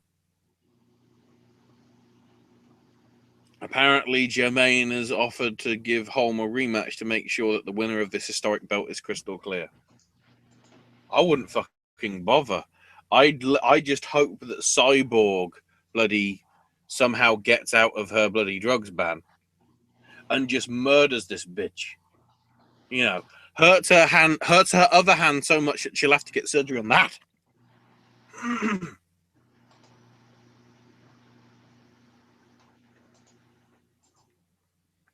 So, yeah. Apparently, as well, Derek Brunson's appealing his loss to Anderson Silva as well, according to F4W and everything.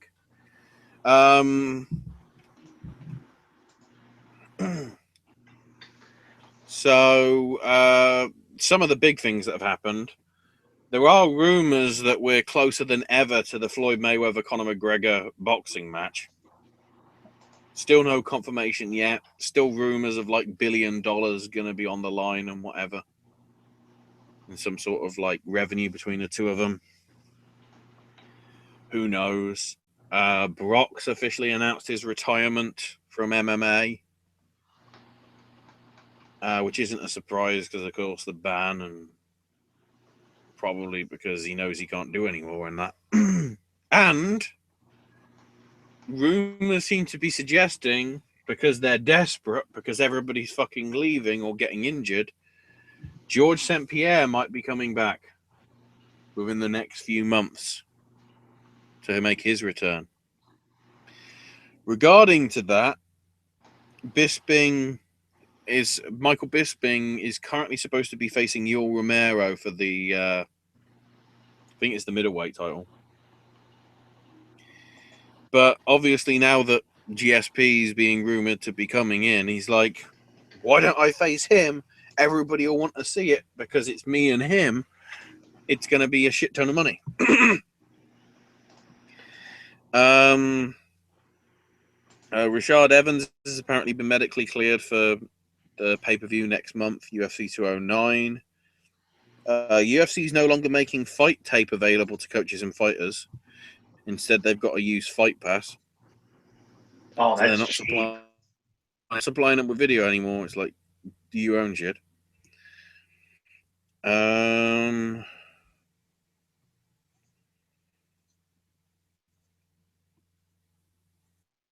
to see if there's anything. There's the UFC stuff. Nevada State Athletic Commission is apparently also re-evaluating McGregor's punishment for his bottle throwing incident. Luke Rockhold wants to fight with Jacare Souza. Gunnar Nelson versus Alan Juban is set for the show on March 18th. What else? There was a list of supposed like matches that were happening, but I can't find them. I know Dave did mention it on the weekend. I can't seemingly find it.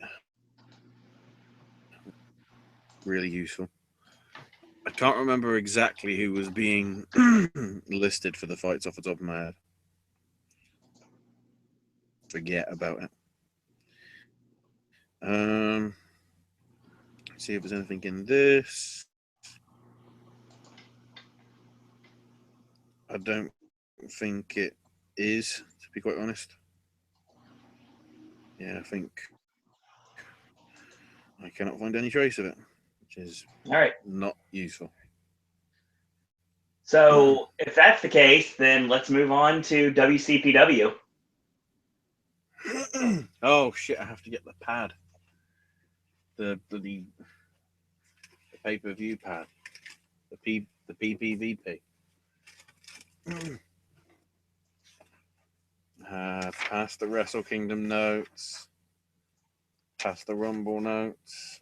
There we go. So we'll start off with True Destiny. God, it feels like I've got a book. Are you ready, lady? Are you ready, little children? So the pre-show had Bad Bones versus Doug Williams, and a lot of people were going, "Who's Bad Bones?" He be from Germany, and basically he was in town because he's part of the Pro Wrestling World Cup stuff, which we'll get to in a minute. Plus, he did a lot of But Bad TNA Bones, stuff too. yeah, but Bones and Williams had a pretty decent pre-show match. Bones winning with a double knee strike into the corner. It's worth noting there was no Penta due to some sort of incident. They didn't say what, or personal things or something. And Tessa Blanchard is going to miss this show, as well as the Wrestle Circus show happening this weekend, apparently because she's filming Dwayne's movie about Paige. We will get to more of that later tonight. Tessa's in it, I guess. I don't know as a wrestling trainee. Yeah, I have some interesting news about that movie in a little bit. Don't worry. So we start off with Will Ospreay versus Ricochet. Immediately from the start, they just give themselves double drop kicks and just lay flat on the floor. And then, of course, as the referee's making the count, these stupid cunts go 10 every bloody time. I don't know how Ty Dillinger's going to show up in WCPW. I think he's got a contract somewhere else, you stupid bastards. So they then do the flippy shit bit that they always do. You know, all the crazy reversal maneuver. Right. And they go to do the bounce off the ropes simultaneously and then do the Superman landing. And as soon as they go off the ropes, bang, the rope snaps off. And then you're immediately going, well, this match is not going to be as good as you wanted it to be. Because somebody didn't use the right gear. So they do the double drop kick bit again, to cover up for the fact that, the cock up happened. They did some spots around the outside while the crew were trying to repair the ring. There was a nice spot as well where they got the ring rope, put it on the mat. Ricochet stood on top of it, and Ospreay's going like, "Oh God, no!" And Ricochet does a standing springboard moonsault. It was a moonsault off the top rope when it was laying on the canvas. It was brilliant. Yeah, that's what I'm saying. It's a standing springboard. Yeah. Because it was standing, but it was on the rope, so technically it's springboard, even though the rope was on the mat. They did really well there. Then Ricochet and Will just ditch the top rope completely and just do the stuff as much as they can with the second rope. Really nice bit with reverse Frankensteiner and the flipping C4. And eventually the finish comes with... It wasn't even the Benadryller. It was more like it wasn't even the spinning pile driver. It's more just like a turning pile driver. I'd have to see it to be able to decipher it. They had a damn impressive match considering the shit that went down. The great thing is what though happened afterwards. It wasn't shown on here, but it aired on the clip got put on the YouTube to obviously hype people to pay the money to see it on What Culture Extra. And you can see Ospreay's corpsing at this. He's in the back and grabs Jack the Jobber and he's like, "What the hell happened, Jack? Why did the ring break? I thought it was supposed to be, it's steel ropes. I'm only used to the best in Japan. You know what happened with the match? He won 3 and I won 3. You know what that means now? I won 3. How many's he won? 4. Don't you worry. I'll be leaving this event with something. Just you wait." Little did we know.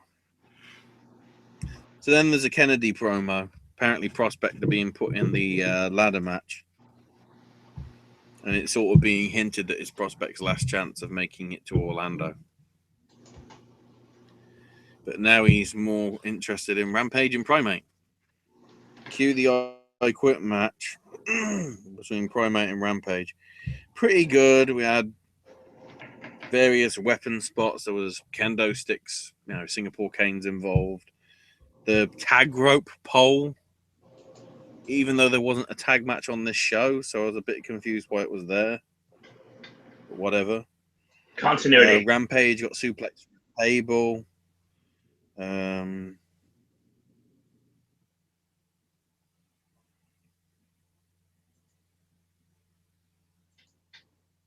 Also a chair stack set got put through.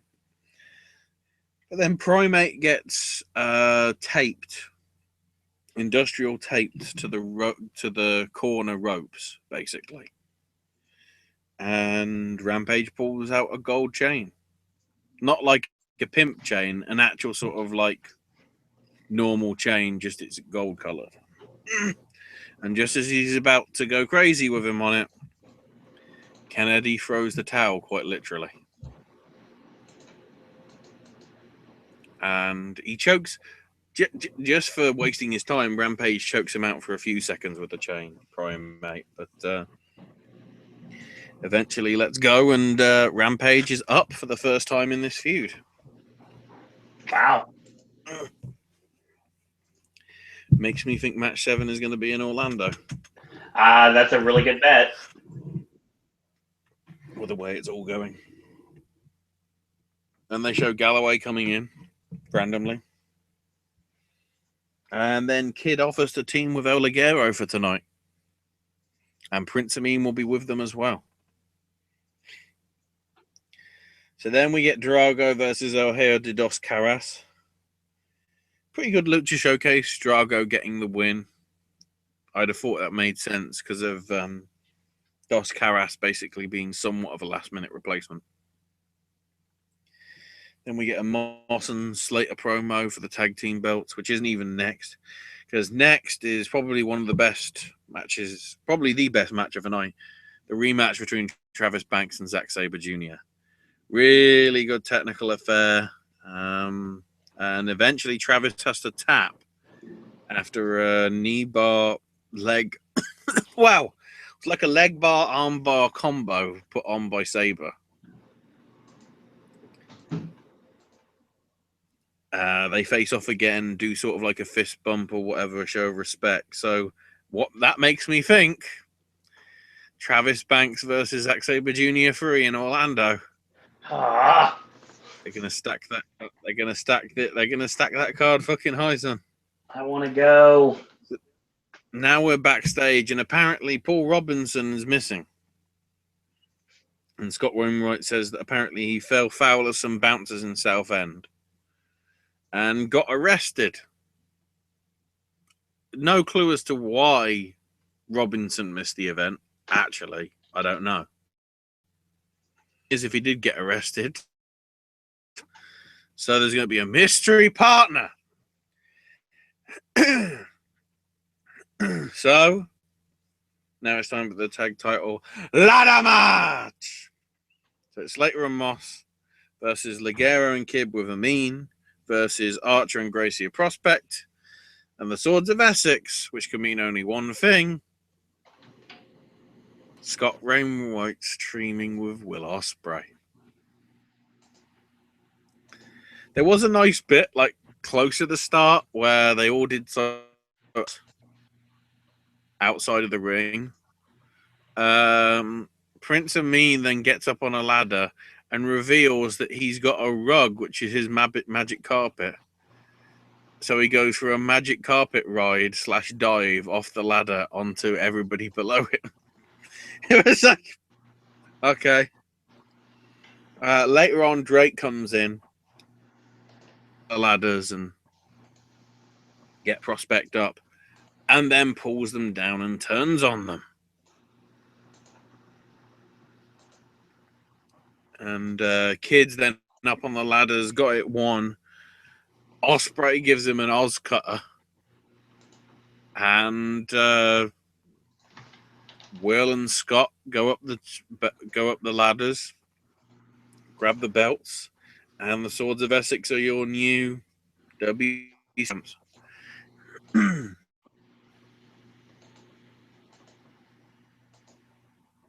Interesting. So then Bea Priestley comes, supposed to be facing Tessa Blanchard. When the heck has that been her fucking name? Blanchard. I thought it was Blanchard. It is. So she issues an open challenge, which is answered by Nixon Yo. Finish was a bit interesting. We had a ref bump as B went for a rope, for a belt usage. Nixon takes her down. I can't remember. I think it was the Shiningest Wizard, whatever we call it. It usually is a Shining Wizard. Yeah, but for her, it's the Shiningest Wizard, isn't it? Like on I a believe. t-shirt. Something like that, yeah. So Nixon had it won. Doesn't work. So gets the ref up. B grabs a chair. Goes to swing it as the referee's recovering, but Nixon dodges it. Grabs the title belt. Uses it herself. And Nixon wins and has got a belt back. So then we've got Hendry preparing, because next up is Galloway versus Hendry. Very good, technical brawl to start off with, but gradually went into, good chemistry between the two, as you'd expect. And Galloway managed to retain with a Future Shock DDT. So they still haven't put Very the title good on Joe Hendry. Joe Hendry still doesn't have the title. No, That's interesting. not yet. So then we got Alberto and Kurt promo saying, "I'm going to beat you." And then we have Alberto versus Kurt. Very good match. Kurt getting the win, surprisingly, with an ankle lock.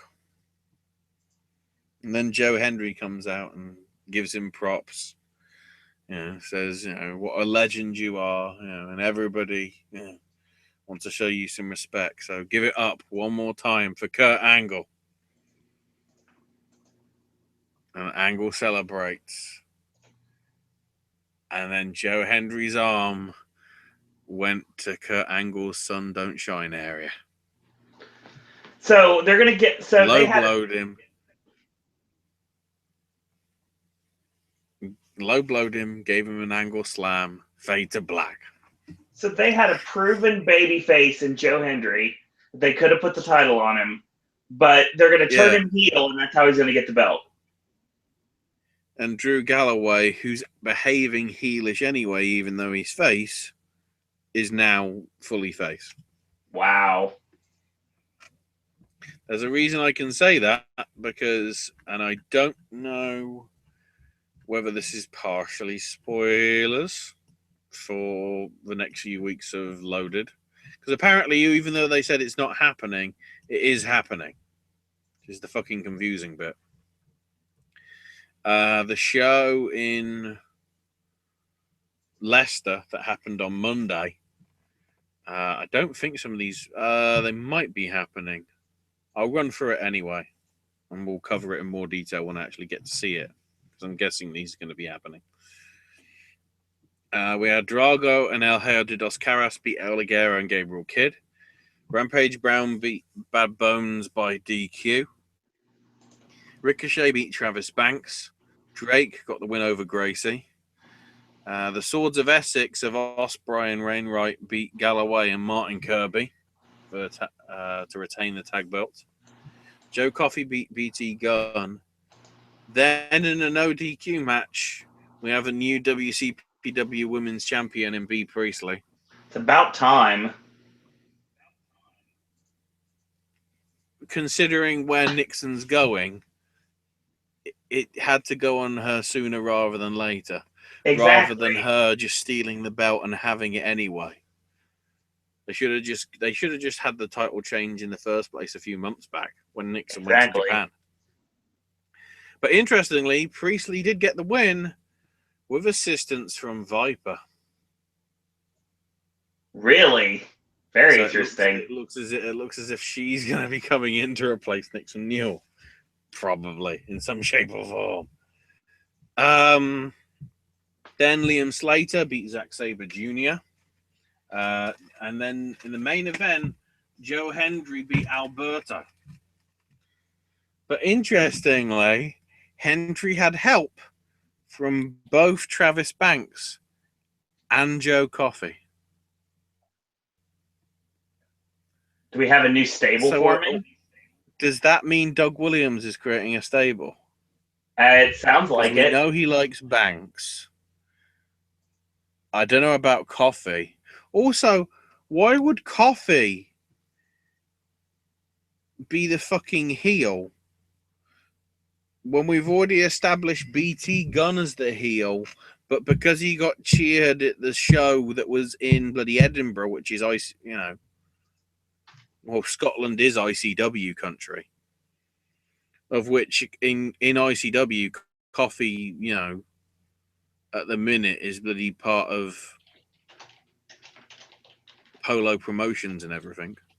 Well, no, he isn't. That's his brother, I guess. But it's not like he's at the top of ICW either, right, Joe? So why? And BT Gunn got suspended for doing all this stuff. So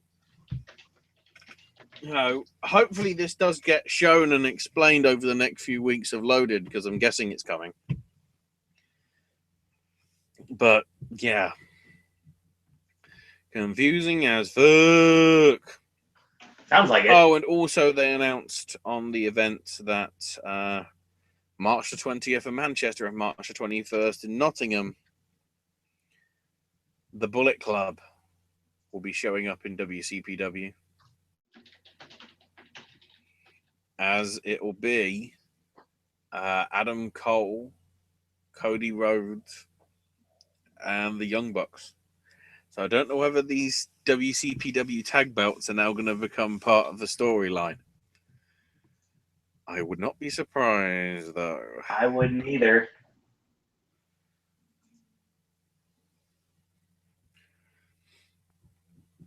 Also worth noting, they had a match that aired on YouTube, which didn't even make it on Loaded.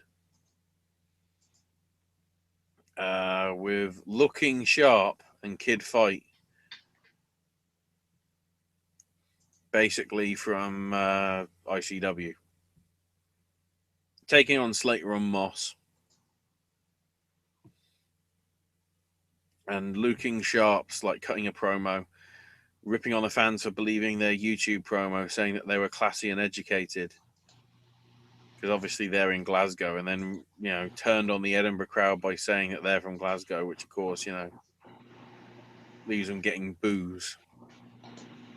So good old cheap heat. Of course. Just for the hometown crowd, which is probably why they stuck it on where they did. And then interestingly, Ian Hamilton, that I got this review of, noted this. The entrance video of Slater and Moss has them beating the shit out of Trent Seven and Tyler Bate. Shock surprise. Even though apparently WCPW has no ill feelings. Might want to edit that, guys, slightly. Well, so I'm not going to remember it later, so I might as well bring it up now. When you watch the NXT video package at the beginning of the show, your Revival aren't in it anymore. So they've completely removed. I thought they were supposed to be in the thing. Well, the match. they are, but they've been removed. So take that as the thing I've been saying for the longest time of the top guys showing up on SmackDown taking the belts from Gable and Jordan the night after Mania. It's probably going to happen. 2 nights after Mania. Well, it wouldn't be the night after Mania. It would be the night after the night after. That's why I said 2 nights after Mania. Unless, of course, they take it off the club. No, they need them on SmackDown. Well, they need heels, yeah, sorry. And Slater and Moss win it, unsurprisingly. No, it wasn't too bad a match. Now, the other thing that happened with What Culture this week, well, I guess they've also just announced that Jim Cornette's going to be making an appearance at the Orlando show as well. But the big thing on Sunday was the press conference for the Pro Wrestling World Cup. So basically, the first qualifiers will be March 21st, the English leg of the competition. So along with the, Bullet Club being on that show, there will also be the qualifiers. The 8 people that are participating in it: Zack Sabre Jr., Rampage, Zach Gibson, Martin Kirby, Marty Scurll, Will Ospreay, Nick Aldis, aka Magnus, and Jimmy Havoc. That's a pretty strong list of 8, I will say. It's a very strong list of 8. Then 2 days later, on the March 23rd at the Motherwell Concert Hall in Motherwell, Scotland, the Scottish qualifiers will be happening, featuring both Joe and Mark Coffey, Lewis Girvan, Joe Hendry, Drew Galloway, BT Gunn, Kenny Williams, and Liam Thompson. They also announced that the Mexican qualifiers will be in Coventry on April the 30th, which will be featuring Rey Mysterio Jr., Caristico, El Hijo de Dos Caras, Penta as El Zero Miedo, the former Pentagon Jr., Alberto, Drago, Rey Fenix, and El Ligero. That's an awesome lineup, too. Yeah. Not to spoil the fact that El Ligero isn't actually Mexican. It's sort of like the whole El Generico situation. Exactly. What a fucking pool of talent for El Ligero to be possibly taking on. No lie. However, there is an issue that's cropped up from this, which Dave pointed out. The guys that are contracted to AAA still, like Drago, and can't really face anybody else. Exactly. In Mexico. So Caristico, who's CMLL, you can't really see him face him. And obviously because of Penta and Phoenix's departure, can't really go against them either. It'll be interesting to see how that minefield's dealt with. They also announced the German qualifiers as part of the German Wrestling Federation, which will be a July the 2nd show in Berlin, which will be featuring Tarkan Aslan, Lucky Kid, Pascal Spalter, Juvenile X, Cash Money Erkan, Crazy Sexy Mike, and then the 2 interesting ones, Bad Bones and Axel D Jr. The reason why those first, the last 2 are interesting is because they're mainly known for WXW stuff, not GWF stuff. So some interesting names, certainly there. They've also announced that Smash Wrestling will be hosting the Canadian leg up in Toronto later on in the year. There will be a show to determine the US representatives at some point. The Japanese one seems to be, from what they can tell, in conjunction with New Japan. So it'll be some of their guys. I don't know whether that's going to be in the UK or in Japan, or as I was pointing out when we talked about it over the weekend, whether it'll be part of the some part of the, what do you call it, the shows in the California area for the G1 preview, and also rest of the world qualifier, which will include by default, I guess, Travis Banks. And I'm trying to think who else it could be. I guess possibly Angelico. That would count. Trying to think, is any other wrestlers off the top of my head?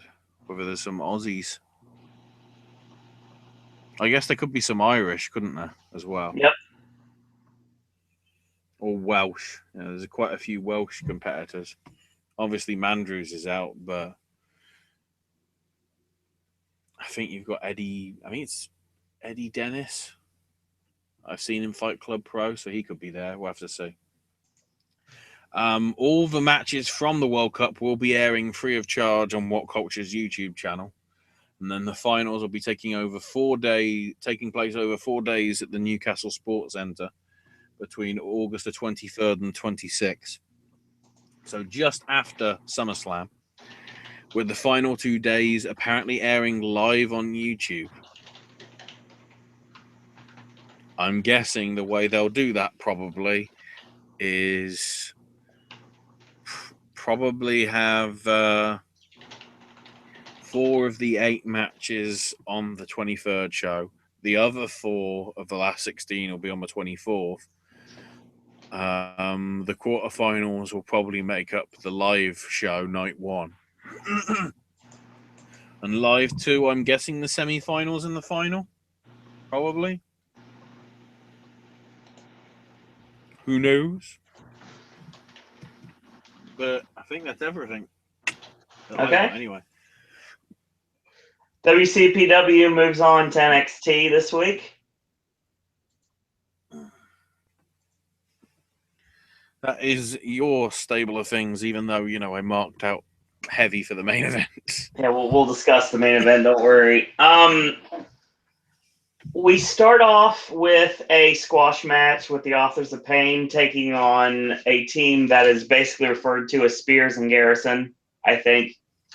I still don't care what the Authors of Pain. They hit stereo Spicoli drivers into the buckles, and then they hit the last chapter, and after it's over, they hit the Super Collider.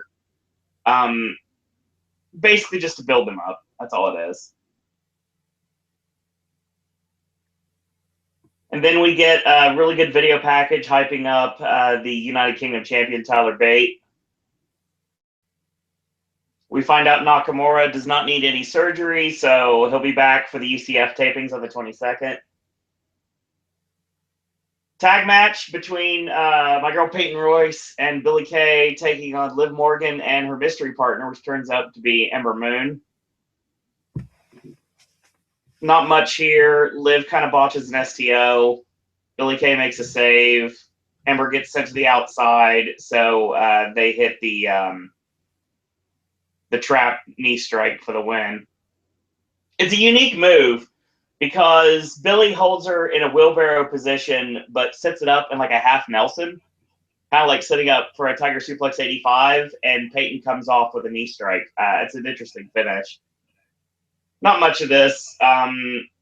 Ember just kind of there here. She doesn't really have much of a point to be here other than being Liv's tag partner. We get highlights from last week, and we get a promo in the back from Noe Jose and Roderick Strong. And Strong basically said that he had to get involved given the fact that he used to watch people get bullied. He didn't want to see that, and he was a bully himself at one time. And Jose basically says they helped out of respect for Ty Dillinger and because Sanity had a numbers game going on. We get DIY promo talking about the dreams coming true in Toronto. They say the AOP are big and bad, but at TakeOver, they saw something they've never seen before, and that's doubt. So they want their rematch. Here comes Paul Ellering and Token Razor. Ellering says they can have their rematch in 2 weeks and says make peace with your family. So they look at each other and basically say, I love you, man. I love you. It was great. Really entertaining stuff. Revival hit the ring for the sneak attack, and they hit Johnny Gargano with the Shatter Machine. So the authors charge the ring, Revival powder. So we're setting up a 3-way at TakeOver, even though it looks like they want to set up a singles match. I do think DIY gets added at the UCF show. Get a hype package for Trent 7. Video package announcing the return of Cassius Ohno. And William Regal comes on and says, next week we're going to have a number 1 contenders match between Liv Morgan, Ember Moon, and Peyton Royce. Gee, I wonder who's going to win that one. Oh, yeah, Logan, we'll get to that. Tyler Bate. We'll get to that. Main event time. United Kingdom Championship on the line. Tyler Bate defending against his Mustache Mountain compadre, Trent 7. Crowd chants Mustache Mountain. Tyler Bate dueling chants. Obviously, the irony given the fact that they're both Mustache Mountain. And good on good friend of the Popcast Network, Mike Rome, for getting the one fall treatment from the crowd. Gotta love the Funny have it's a British title. Exactly. Good stuff here. I got a lot of notes, of course. Vicious Heroes in the corner. 7 no-sells it. Gets a backslide for a near fall. He gets caught with a knee lift. Bate hits a European uppercut off the middle buckle. And Trent goes to the outside. Bate hits him with a plancha. Hits a Samoan driver for a near fall. And he goes for the 7-star lariat, but he kicks it off. Bate with the airplane spin, and then to the reverse airplane spin, of course, to undiscombobulate himself. Goes for the deadlift German. 7 elbows out of it. Hits a release dragon suplex. Then a power bomb into a tight half crab. So Bate with a front kick. And ducks 7 spinning back fist. He straight punches him in the face. And Tyler hits him with a 7-star lariat. 1, 2, and he kicks out right before 3. Really great near fall. Fans really bought on it. Looked good. 7 heads up top, and Bate nails him with a glancing drop kick, just enough to knock his wits out for a minute. Bate climbs up, going for a superplex, gets caught with vicious elbows, and he blocks it, straight punches, and Tyler Bate hits an exploder superplex for a very close near fall. The crowd really bought on. He goes for the Tyler driver, and he escapes out of it, and a chop, a spinning back chop, and, of course, this rocks him back, Nigel style, but he hits a rolling capo kick, and then the Tyler driver 97 finishes it. Phenomenal match. After it's over, of course, Bate lays the title down, and they embrace, they shake hands, and they celebrate together, and Trent 7 leaves Tyler Bate alone to celebrate after the match is over. Phenomenal match. They gave it almost 13 minutes, about as good as you possibly can get. And the next week it was announced we've got the Bruiserweight Pete Dunne versus Mandrews.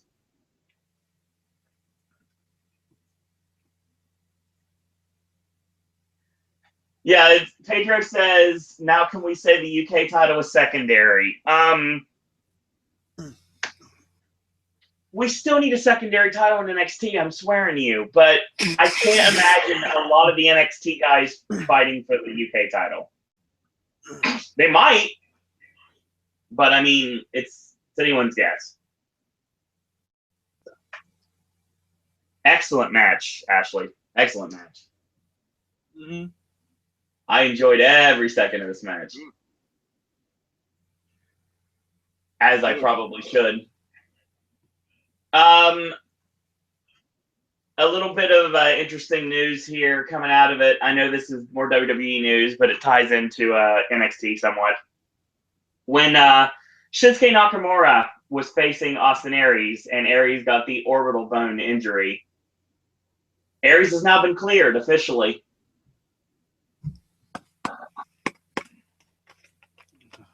And exactly, the build has begun for Aries and Neville at WrestleMania. I was hoping Tozawa, but I guess We got time. Don't worry. I'm shit out of luck. Yeah, Logan, it's definitely. Even in my notes, I wrote 7-star Rainmaker when I saw it. So yeah, it's a good thing. What? No, don't bring that up. I've got a fucking rant about that. Everyone using the Rainmaker now. No. To do with stars. But we'll get to it. We'll get to it. Let's move on to Ring of Honor now. So, we open up with, if I can find it. Because I've got a bunch of ROH news for today. Oh, yeah, Adam Page and Matt Sells. Pretty much a squash match that Adam Page wins with the rite of passage. Pretty short. You know, Matt did sell. He didn't rely, I guess. Nice. Afterwards, Page holds Matt up while the Young Bucks come to the ring and gets a double super kick. So now Adam and Cody come out, and Cody says, I've waited 11 years for that reception. It feels good, but asks Atlanta, what took you so long? It only strengthens my position that this is a garbage city, a wretched hive of scum and villainy. When I moved, my whole family knew they were better than all of you. But then this brings them their special guests, and Cody asked for Jay Lethal to come out. And since Adam defeated Jay, he's been a shell of his former self. Jay should be called the doorman of Ring of Honor. So Jay comes out and just gets on the apron rather than gets in the ring. And Cody's like, is there an invisible wall that you can't go through? And Jay's like, I'm not coming in the ring. Look how many of you are, and there's only one of me. And Cody says, well, it's no coincidence that my first match was against you. You were handpicked because we knew that I could beat you and cement my legacy in Ring of Honor. Don't worry, I'll hold the ropes open for you, Jay. And he goes to the ropes and instead spits in Jay's face. So Jay obviously gets in and attacks him, and then that just becomes a 5-on-1 attack. Then here comes Bobby Fish. Then Jay White, Alex Shelley, and Leo Rush to make the save. As we build to the tag match, Fish and Lethal versus Cody and Cole. Good tag match as you'd expect with these four guys. Goes for a heck of a long time before we go to commercial, and then briefly is back in time enough for the end. With Cole missing the Shining Wizard, Fish managing to lock on a knee bar. Adam Cole taps out, and Fish and Lethal get the win. Worth noting, though, that Lethal did fight with Cody to the back. Then we've got Dalton and the boys talking about being in the main event. So, go ahead. I wonder why they fought to the back. We'll get to that in a little bit. And Kevin Kelly asks Mark Briscoe about his brother and his chance to face Adam Cole if he can get past Daniels next week. Then we've got Kazarian talking about Daniels. For Frankie saying he's scared to death because for the others in the tournament, it meant an opportunity to fight for the world title. But for Daniels, this is the last chance. And says that he said this isn't patent blood. This is a must-win situation. Why didn't you hum that time, Owen? So now it's Mark Briscoe versus Sal Rinauro. Sal wants to dance, apparently. He's like Disco Inferno. Except, Briscoe wins with the froggy elbow. Well, it's more of an elbow drop than, I guess, a froggy elbow. It's not a froggy bow, but it's more of a froggy elbow, certainly. That's what the froggy bow is, Ashley. I don't know. Sometimes I've seen the froggy bow and it looks more like a bloody splash. Yeah, but when he does, basically he leaps off and he completes the frog before he hits the... Yeah. So this one did a Macho Man style elbow sort of drop, though. Or a dusty elbow. Oh, okay. Froggy bow.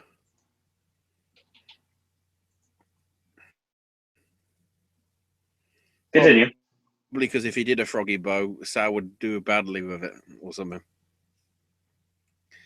So now we're back. Bobby Fish is talking about how his tag team run with Kyle and says they've both decided to pursue something a little different. And Bobby says, I made the TV title a world title and it's gone back to being number 2 since I lost the belt and it will stay there until I get it back. So now we've got Silas Young and the Beer City Bruiser on commentary for the main event with Dalton and the Boys versus the Rebellion.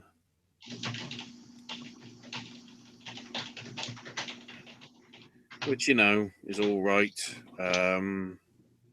Win coming with Titus hitting a frog splash on one of the boys.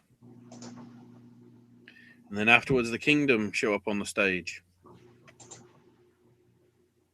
So, yeah, they're actively publicizing for the tag titles a heel tag team versus a heel tag team. Yep. What? That's what happens sometimes. And then it gets worse. Because then we get to this week's... Well, first up is the tapings. Yeah, we've got this show, the Steel City Excellence stuff. We actually had a couple of pre-show matches. I've got all these notes. So Cheeseburger Wolf Ritter and Jerry Diageo beating Matt Sells, Brian Johnson, and Plunkett the Ogre. And then, for some reason, we got another match between Taylor Hendricks and Mandy Rose in the Women of Honor, which Taylor wins. I'll let Owen take you through the rest of the stuff because the rest of the stuff is TV spoilers. Mandy Rose? Don't you mean Jenny Rose? Oh, no. Mandy Rose was doing stuff as well. I'll get confused. Mandy was on commentary with Ian and Punishment Martinez. Covering up the fact that Gavin was in Japan. Pretty much. Bobby Fish joins. Apparently, on that Kevin Kelly thing, which I might as well mention here quickly. Apparently, what he was doing beforehand was so stressful, that's why he quit.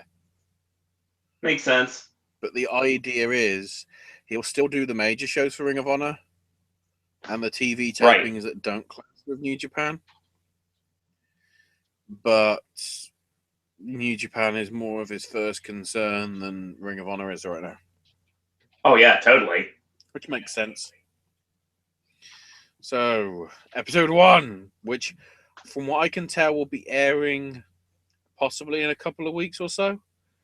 In which case, the stuff that happens at the end will be airing right before the pay-per-view, which makes the timing a bit skew-if. So I don't know whether some of this is going to get bloody edited. So Chris Daniels comes out and he says, I never held the Ring of Honor World Heavyweight Championship in 15 years with the company. But this match with Adam Cole is special. Cue Adam Cole and Adam Page to come out. Frankie Kazarian joins his addiction partner, and they make an impromptu tag match. This is the first match of the TV tapings. Bullet Club are over with Cole over Daniels. So for some reason, pay attention to this during the tapings. Bobby Fish gets up off commentary and leaves. The first round of the top prospect tournament is John Schuyler over Sean Carr. We see a tag match with the Motor City Machine Guns are scheduled to face the Tempura Boys. It leads to a no contest because they don't show up. They were attacked backstage along with Jay White, and the match has been canceled. Dun, dun, dun. Do we know? We'll probably get to that. Main event, Marty Scurll putting the World TV title on the line against Donovan Dijak. Scurll gets a babyface reaction. Very interesting. So this match goes back and forth. Scurll getting the submission with the chicken wing. Lio Rush comes out to make the challenge. Here comes the Rebellion. And then the Guns and Jay White make the save. That's weird, to say the least. Second set of tapings, Dalton Castle on commentary. The Kingdom versus the Rebellion for the six-man tag belts. Towards the end of the match, it sounds like Rhett Titus got hurt. But we'll get to that a little bit later. They set that up at least. Lio Rush comes out for the save, and he turns heel and joins the Rebellion.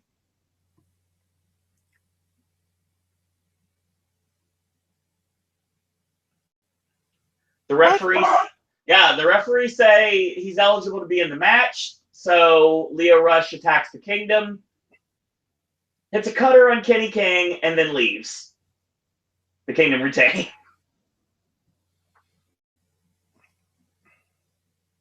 Dalton Castle leaves commentary.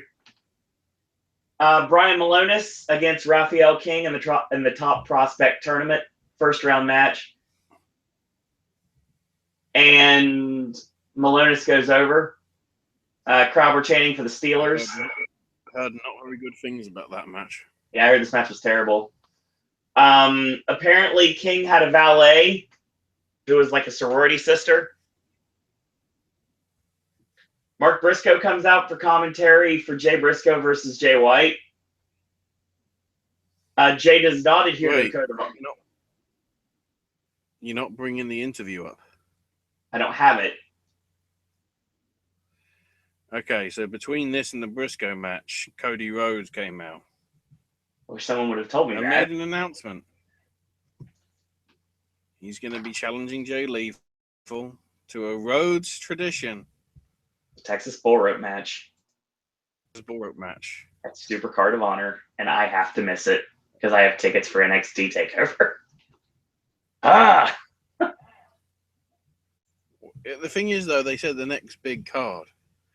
To me, the next big card is the anniversary show. It's Super Card of Honor. It's already been announced. Yeah, but the anniversary show is on pay-per-view. Right. That's the biggest show.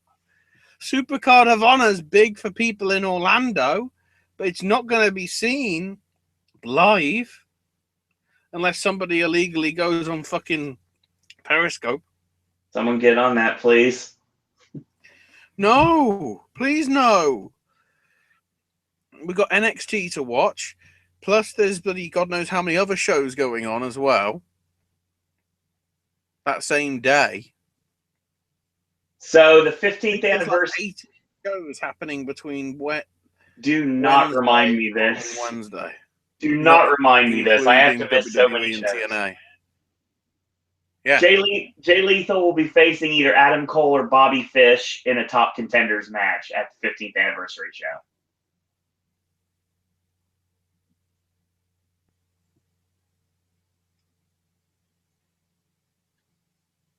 So, Jay versus Jay. Jay versus Jay with Briscoe putting Jay White through a timekeeper's table. He wins with a lariat. Nice. Interesting stuff. Taping 3, Alex Shelley on commentary. Young Bucks. It's worth noting with that result, Jay White's undefeated streak is gone. That is correct. Alex Shelley is on commentary for this, the Coast to Coast versus the Young Bucks. Bucks are over, obviously. Leo Rush is interviewed about his actions from the previous week. He says he's going to play some mind games with Rebellion like they've done with him. Kenny King comes out and he says we're going to have a match next week. But with the Young Bucks thing, afterwards, they did Twist of Fates and Swanton Bombs on Coast to Coast. Would have been nice if someone would have told me that, because I definitely would have brought that up. Built to the Supercard of Delete! God, don't remind me. I have to miss Supercard of Honor. It makes me annoyed. Top Prospect Tournament. Hey, if you're fucking seeing bloody Ono and Rude or Nakamura and Rude, forget Ring of Honor. I want to see Seriously. the Bucks live. I've never seen the Bucks live. No, I saw Gen Next live, but it wasn't exactly the same. Don't worry, you might still be able to see them live. I'm hoping. Called WCPW. Yeah, we'll see. Kurt Stallion over Preston Quinn with Andy Weinsberg, with interference not leading to the win. We see Virgil in the crowd. Oh, God. The reason why I did not bring up the Cody spot is because it's here on the tapings where it happens, apparently. Wow. Yeah, the order I have is either messed up or different. Cody comes out to call out Adam Page. Page hands Cody the noose. Cody unties it and mentions Dusty had many matches with the cowbell, and he challenged Jay Lethal for Supercard of Honor. So that's what the noose was for. It wasn't actually for Page. It was for a cowbell. Jonathan Gresham versus Dalton Castle with the boys. Castle gets one of the biggest reactions of the night. Shock, surprise. Gresham is booed out of the building for being from Philadelphia. Castle wins, and then Code of Honor is completed. Main event, War Machine versus BJ Whitmer and Punishment Martinez. No DQ tag match. No Kevin Sullivan. So it's hardcore rules. The timekeeper's table gets brought in the ring. Martinez puts Hanson through it, and they get the win. And then Punishment turns on BJ Whitmer by chokeslamming him. They're doing that. So we're moving to Punishment Martinez versus BJ Whitmer. Okay. Keep in mind, did they have, oh no, that's happening later on. So Silas Young in the Beer City Bruiser versus Cheeseburger and Will Ferrara. Oh, sorry, there is something to note. Apparently, the reports that I've got with the Dalton Castle John Gresham thing, somebody apparently nearby the reporter, he heard them say, it looks as if Dalton's fighting a small child.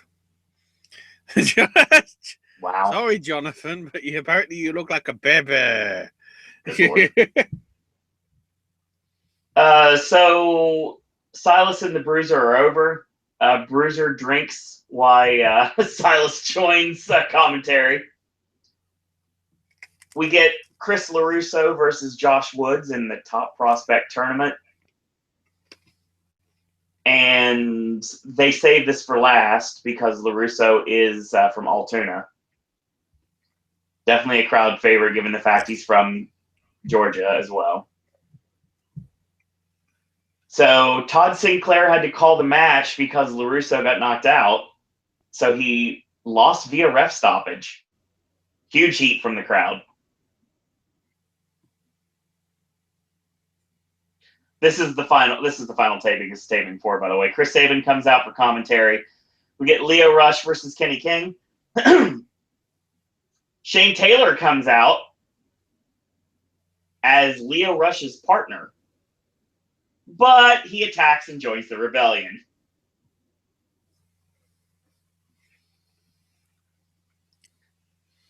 Hi, Keith Lee. Yeah. So we have Daniels out for commentary. And we get the main event. The Bullet Club of the Bucks, Cole and Cody against Lethal, Fish, and the Briscoes. During the introductions, Cody was laying on the ropes Eddie Guerrero style. Obviously a tribute to Chavo Sr. Great stuff here. Everybody ends up fighting in the back, but the Briscoes were left to fight the Bullet Club. The numbers game was way too much, and then Mark got pinned. After this is over, the Briscoes try to chase the Bullet Club to the back, and then Adam Cole snuck to the ring, and he started to gloat. Daniels left the commentary table. He attacks Cole from behind. He grabs some scissors and hair trimmers to try to shave Adam bald because of what happened with Jay Lethal and Michael Elgin. Here comes Frankie Kazarian for help. When Daniels' back is turned, Kazarian reveals a Bullet Club shirt under his jacket. Kaz turns on Daniels, and they beat Daniels down. Say what? ROH will be returning to Pittsburgh on October 13th, but no venue has been announced yet. Before the show, pre-show autograph signing was Cody, Marty Scurll, the Briscoes, Leo Rush, and Mandy Leone. So yeah, this is leading to Supercard. This is not leading to Supercard of Honor. This is leading to the 15th anniversary show.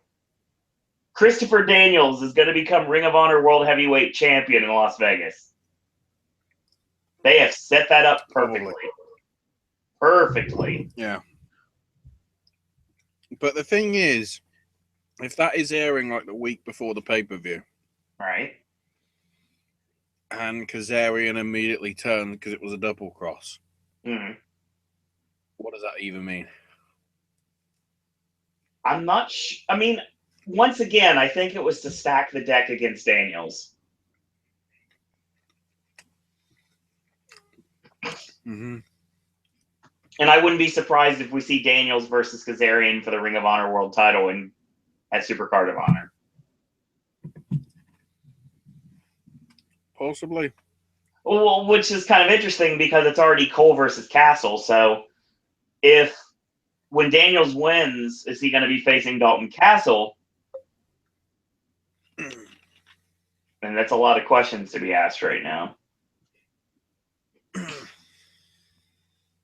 So we'll see. I'm excited because something I've been wanting for many years is finally going to happen. And I wish so badly I could be there live when it does. But I can't get to Vegas. So now we get to the Jimi Hendrix experience. Oh, one more piece of Ring of Honor news I have that I know you don't have. Go ahead. There are action figures. Series 2 is coming out very soon. Oh, cool. Series 2 will be featuring Red Dragon. Don't know if there's going to be a 2-pack with Kyle and Fish or not. I guess we'll see. I don't work with the company anymore. Adam Cole, and speaking of the company, Delirious. Huh. So you too can have Hunter versus Hunter in your wrestling figure matches.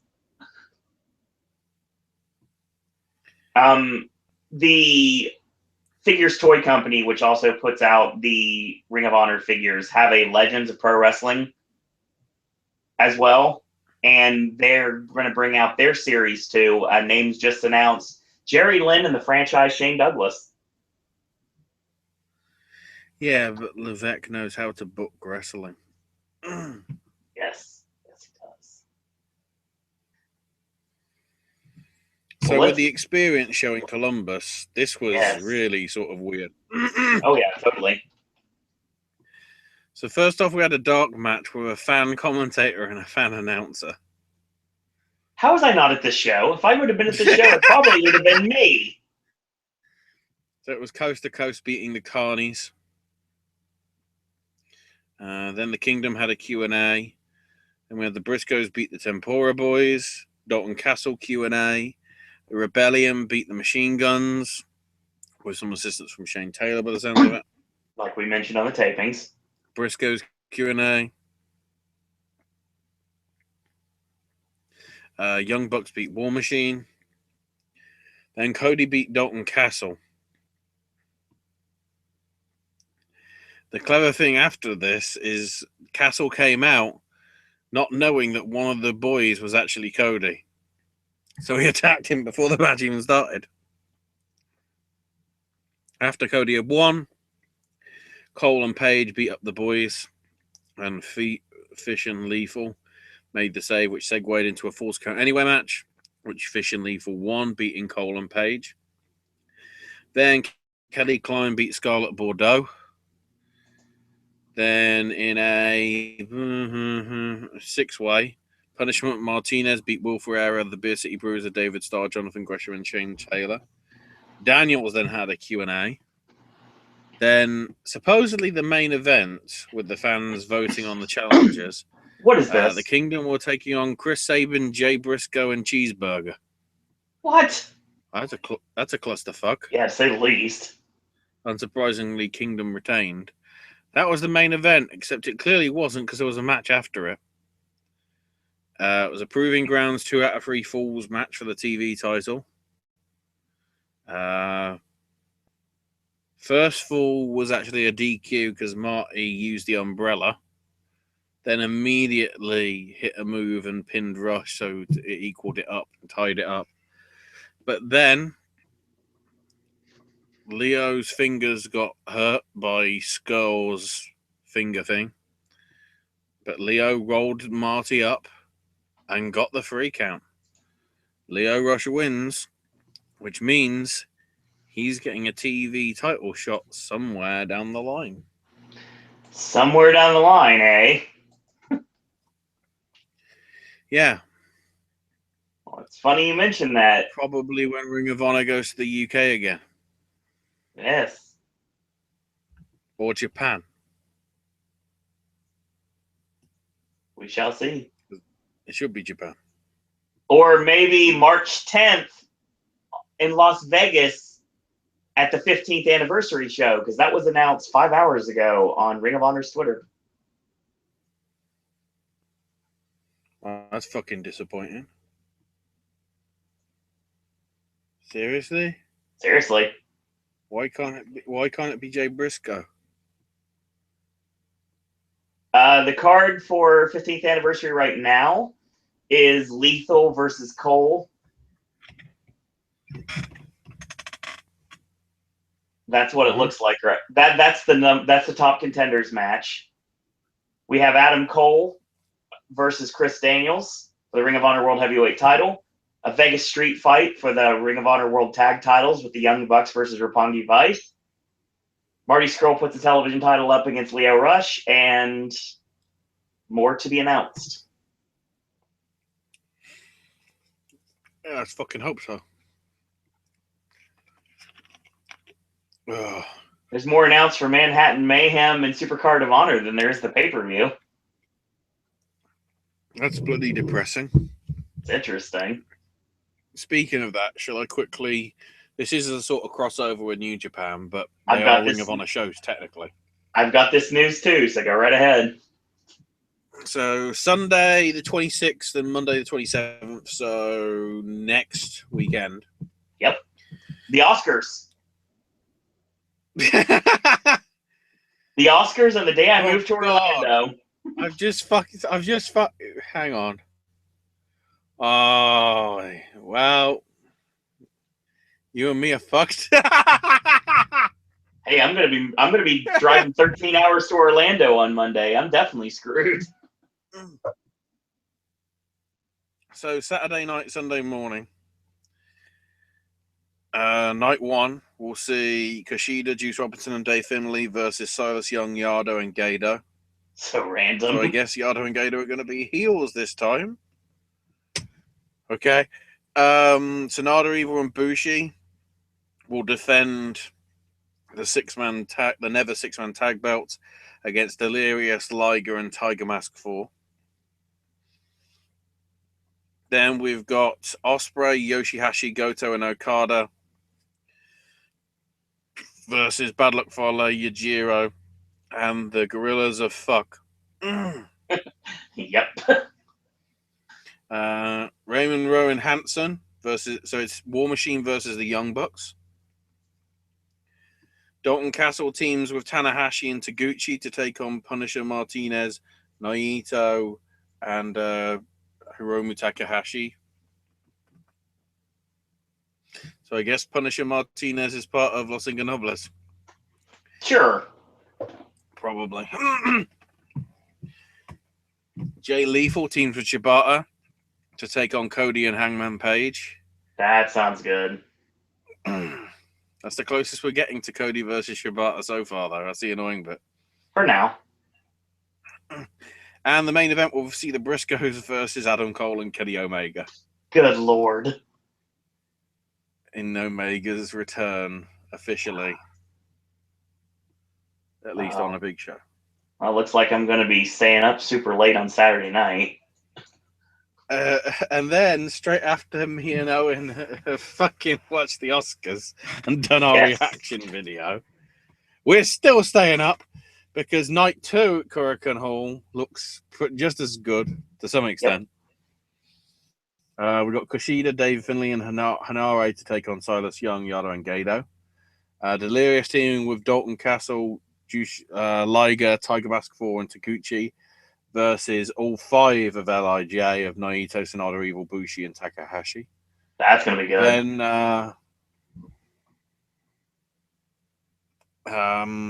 War Machine take on the Gorillas of Fuck. Then Lethal, Tanahashi, and Robinson take on Bad Luck Fale, Yujiro, and Hangman Page. Then Hiroki Goto defends the Never Openweight title against Punisher Martinez. That doesn't sound right at all. Yeah, it's just like, okay. So lopsided. Adam Cole will be defending the Ring of Honor World title against Yoshihashi, which will be... I'm pretty sure they were supposed to be doing some match like that at the Orlando stuff, weren't they? That was the rumors, yes. As well. I thought they'd already set that up. Nope, they're going to do it on a Rising. And then the main event, the Briscoes team up with Ospreay and Okada to take on the Young Bucks, Cody and Kenny Omega.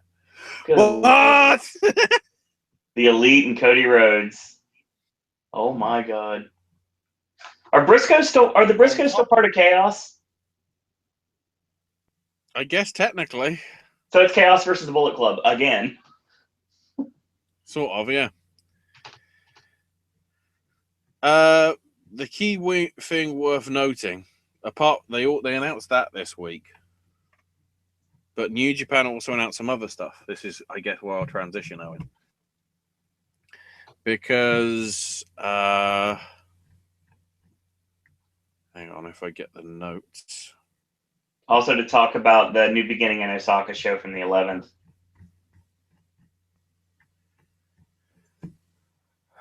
Where are my bloody notes about it? Did I actually manage to delete them because I'm an idiot? Looks as if I did.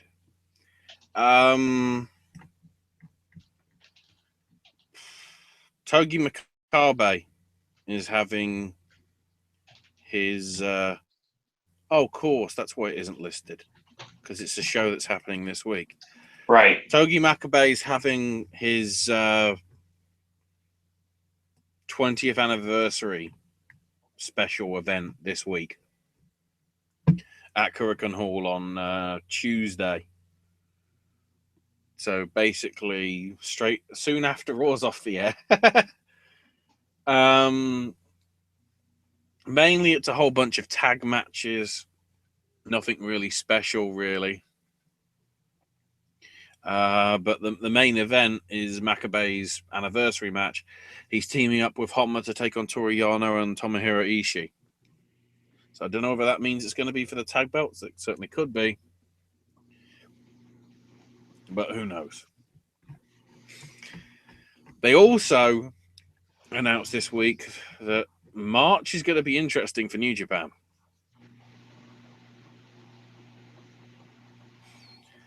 So, on March the 1st, at the New Japan Roadshow at Korakuen Hall, Okada teams up with Gedo to take on Tiger Mask 4 and Tiger Mask W. Wow.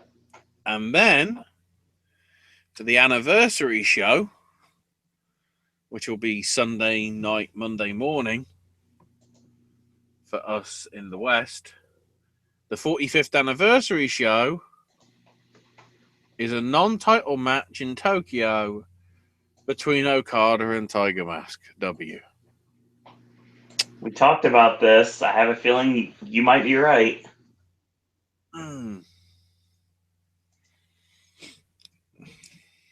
The thing is, it will be for the title eventually, but the title won't be on Okada, methinks. Nope. And in terms of this weekend's stuff just gone, pretty mixed bit of card, really. So it's the New Beginning in Osaka show. The opening stuff, Takuma Michinoku beat Hinare. Tenkoji beat Yoshitatsu and Kushida, with Kojima hitting a lariat on Yoshitatsu. Nagata, Juice Robinson, Liger, and Tiger Mask beat Goto, Yoshihashi, with Robinson hitting the Pulp Friction on Yado. Okada and Roppongi Vice beat Minoru Suzuki and Taichi and Kanemaru, with Kanemaru hitting the highball on Romero. The building towards, I guess, some sort of match. Looks like it. Because, of course, this had to... that's completely changing everything because of cock-ups. Well, it's not really cock-ups. It's El Desperado got injured. And as it turned out last week, Lance Archer bloody injured himself as well. So he was off the show as well.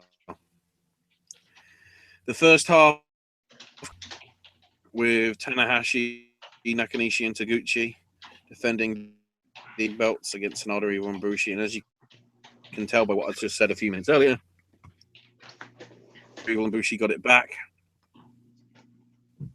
Sanada with the skull end submission on Nakanishi, despite the fact it's covered in black liquid.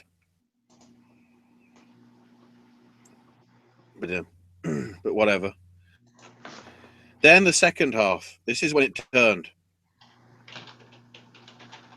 Shibata versus Ospreay. Very good match. There was a very good bit when it went to the outside and it was like it was about to be a count out finish, like at 16 or 17. So Ospreay got Shibata on his shoulders with barely enough energy and because of his weight to pick him up and roll him in time for the 20. Haven't seen that done before in that style, so that was an interesting one. Then for the tag belts in the freeway, Ishii and Yano retained with a schoolboy on Davey Boy Smith. Davey Boy was teaming with Iizuka, further proving the fact that this fucker shouldn't be wrestling anymore because he's a twat. He hit the iron fingers on loads of people, including his own tag partner. And then Yano yo-blowed both of them. So yeah, Yano and Ishii retain again, somehow. Then we had Takahashi versus Dragon Lee. where murder nearly happened multiple times.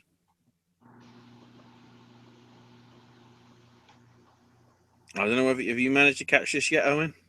I haven't yet. Good, because it's murder. I don't know. You know how they do wellness violations? Yes. They should have wellness violations. They should not be allowed to wrestle again for 30 days because otherwise they'll be dead. They did that many stupid, crazy spots that were just dangerous. Not in a sort of sensible, dangerous way. Just dangerous. Then, interestingly, afterwards, Ryusuke Taguchi came out with direct challenge to Takahashi.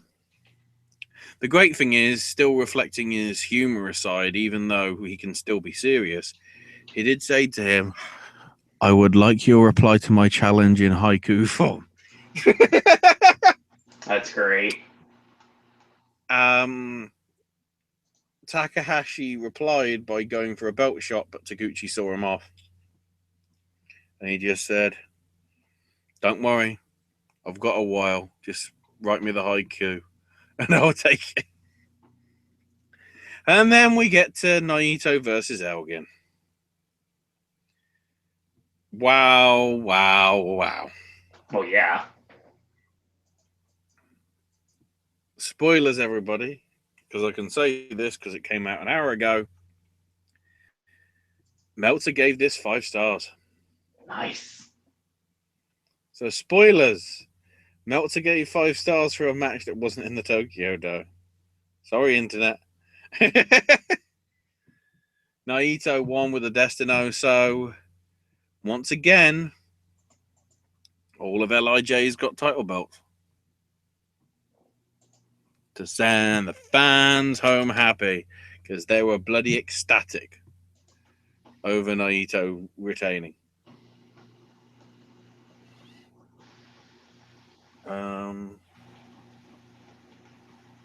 Trying to see if there's any more coming in from Monsieur Dave.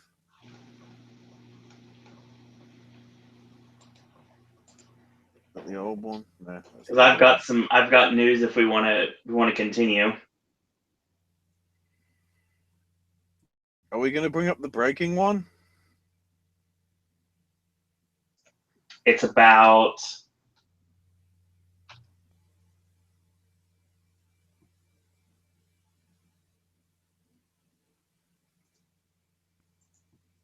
I don't have any breaking news right now.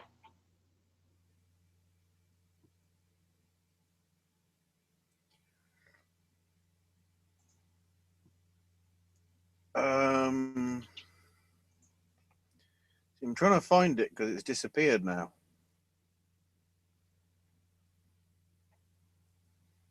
Was it in? It might be in here if I can find it. I guess it isn't. Basically, Vader just tweeted. Oh yeah, I saw this. This is it. I do have this in my news. Yeah, they literally, like, within the last few hours, Vader basically tweeted, "Yeah, there's only days left." That's what he was saying. So if he's going in the Hall of Fame, that's what some people are now being very dodgy on the net. They're basically going, what happens if he gets put in the Hall of Fame, but, you know, passes away, like, backstage during the event? Which makes me wonder if they're going to leave it then till next year if he does pass away. I guess it depends, really. I think if he died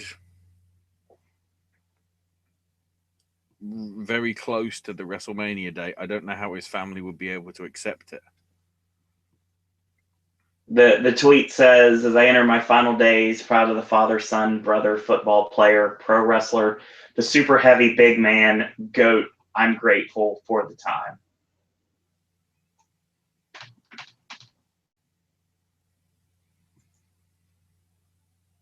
Pedro has a point. Look what happened to Warrior. Yeah. Could be the same situation.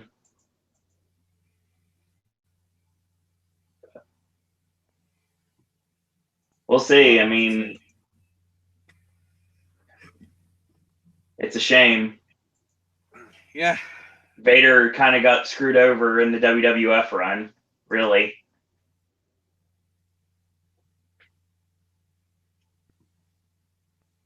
We got a lot of news to talk about here tonight before we end here. And we want to talk about Emelina real quick. Oh, yeah. So there were big plans for Emelina, but according to several people that know better than we would, during several rehearsals, Emma wasn't able to pull off exactly what they wanted to accomplish. This was going to be a throwback to like Fable and the Cat, and apparently they doubted Tennille's commitment to Sparkle Motion, and they just let her be evil Emma again. They are high on the concept, and they could possibly bring it back down the line. Interesting. What was not mentioned was the Smackdown Dark match, which was Heath Slater and Rhino defeating Breezango with Gord to Tyler Breeze. Money in the Bank will be a Smackdown exclusive pay-per-view. What? June 18th. Tickets go on sale tomorrow at 10 a.m. Central Time, so 1 p.m. It's going to be at the Scott Trade Center in St. Louis.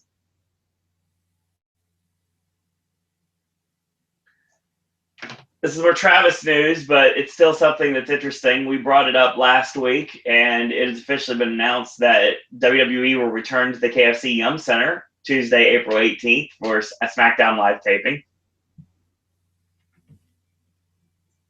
John Cena is not advertised for this show or any show. He's buggering off. Well, actually, I'll get to that because except for Survivor Series in Houston, John Cena is not booked for anything after the fact. This includes Money in the Bank and the European tour. Cena's got a movie called The Pact, which is going to be coming out, and that's probably the reason why he's off shows. Rosa Mendez announced she was retiring. Which European tour? The European tour after WrestleMania every year. Oh, not the one before Survivor Series. No, it doesn't look like it. Contenders clothing. Then again, they wouldn't advertise that. They normally advertise that once the UK tour's done. So Right. You probably won't find out until April for that. Or Indeed. May. Contenders clothing, which is an active lifestyle men's apparel company, have partnered with WWE to create exclusive WWE boxer briefs.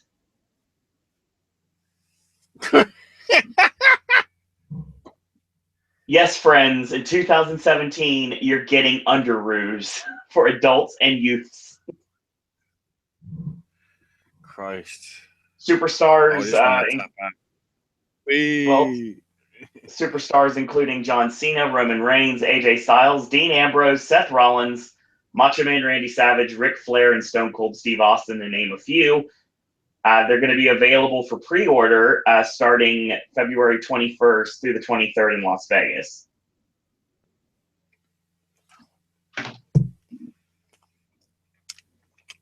Do you think when you've soiled yourself, the Ric Flair ones go, if they do not have Kevin Owens boxer briefs, I'm going to be angry. I want Jericho's to say, you just made the list.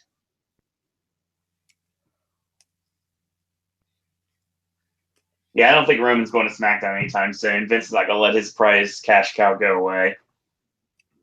We talked about there's a lot going on with. You know what happens when you get excited by Chris Jericho's boxers?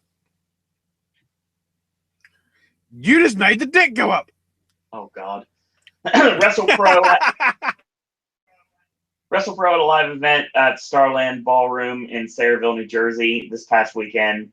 The show included Delroy Alexander defeating Chris Payne with a roll-up, Habib from the Car Wash over CPA in the third match of their best-of-7 series, with Habib over 2-1. Alex Reynolds over Joey Janela and Matt McIntosh in a triple threat. Dirty and Durable defeating Sanjay Dutt and Falaba. Chris Avery Quelling defeating Anthony Bowens with Bobby Wayward's and Job Security's interference. Applecore defeating the Amazing Graysons. We had the Hit Squad of Dan Math and Homicide defeating Kevin Matthews and Pat Buck with Monster Mac interference. So Math and Homicide won. I guess that's what, Strong Style Thugs? Is that what they were? Mafia and Homicide? With Low Key? Can't remember. Either way, Dan Moff and Homicide won over Pat Buck and Kevin Matthews with Monster Mac Homicide and interference. Suicide. God. Rikishi teamed with the Beach Bums to defeat Johnny Clash, Mark Sterling, and Massage NV. So Johnny Clash has to retire now because of a pre-match stipulation. I thought Rikishi didn't show up. According to this, it did. I heard that some show Rikishi didn't show up. Maybe because he worked this show instead. Yeah, but they already paid him to do the other show. It doesn't matter. It does. Rikishi being just like Roman, dishonest.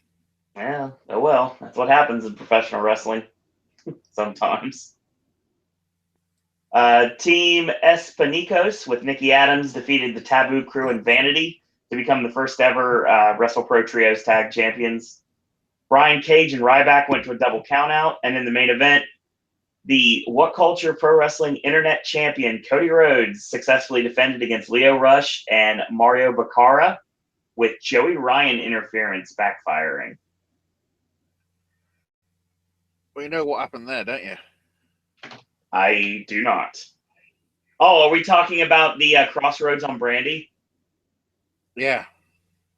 Yeah, I saw that spot actually over the weekend. Joey came out to try and take the girl away. Nice. Did you hear about Punk's reaction to Samoa Joe?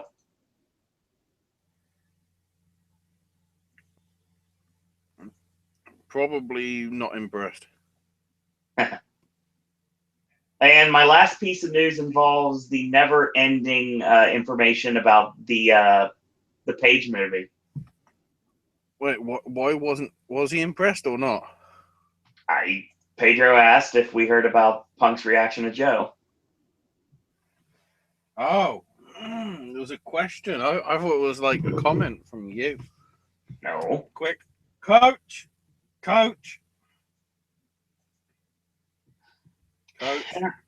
Our last piece of news tonight. Jonathan Coachman. Doesn't help dead air.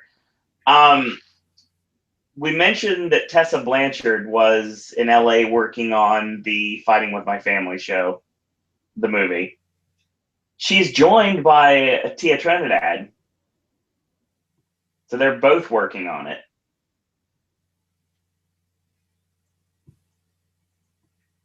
And Ashley, if you haven't heard, there is a new cast member to the movie. I don't know.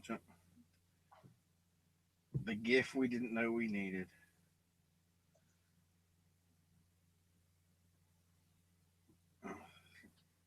There is a new CeeLo Green giving the middle finger in a Batmobile. In his bloody gold shit. What? Anyway, there is new news to announce about the Fighting with My Family cast. Okay. Vince Vaughn is officially signed on. What the fuck is this? I'll get to it. quiet you until I get this out because this is really interesting. No, Dwayne goes on Instagram and says he's playing a man who I know all too well. Those who follow wrestling history know him well too. This 80s wrestling star who squandered his money and opportunities because he didn't have the capacity to handle his fame. One bad decision after another, but these days he owns his past actions and does everything he can to give back to the business he loves. Ladies and gentlemen, Vince Vaughn will be playing Jake the Snake Roberts.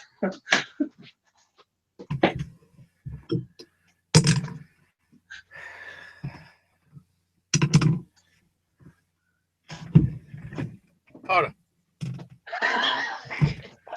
What the fuck? I knew that would get a reaction from you. What did that fight up? Fuck, stop!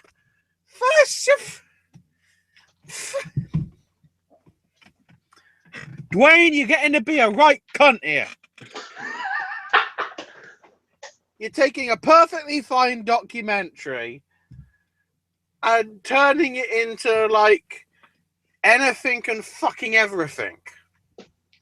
Well, it's interesting. Interesting you bring that up. Are Actually, you telling me that this is now a live action, a dramatized version now of Beyond the Mat? well, apparently, This is a film about Paige. Why the fuck is Jake the Snake involved? because during some point in time, I don't know when it was, Jake actually lived with the Knight family. So that's the reason why he is included in this documentary / movie / I don't know what anymore. Fucking hell. But I really hope this doesn't come out in cinemas. I want it to come out in cinemas. I'll go watch If it. it does, it's going to get worst movie of the year. I don't know about that. They'll rip it to shreds, the mainstream media. They will rip it to shreds. I don't know. You don't want to see Vince Vaughn as Jake the Snake? Come on, man. It's gonna be fun. No! You've seen Jake the Snake already on your bloody cinema screens. It was called Mickey Rourke. It was a film called The Wrestler. For the most part, yes. And also it had bloody Quiet Riot. It's got The Rock in it, so it's gonna be in a movie theater. Most likely. Christ. So yeah, that's. I thought a fucking terrible year for Dwayne, isn't it? We'll see. Baywatch, Fast 8, and then this. I don't know. I really want to. I want to see what Vince Vaughn can do with this. He won't be number 1 on the Forbes list. Be like number 5. Should be interesting to see where this goes. And we will keep you guys and girls out there posted on any more future developments with Fighting With My Family. We know that they're shooting at some point over the next few weeks. You are correct. That's the thing. Rock suddenly announced this, even though they're filming as we speak, which is the confusing thing. Not necessarily. It could be. That isn't how film productions normally go for big budget things. Because surely, if it's Dwayne, it's going to be a big budget. Oh yeah, of course. That's why I'm a little bit concerned. They're behaving as if it's an indie film when it clearly isn't.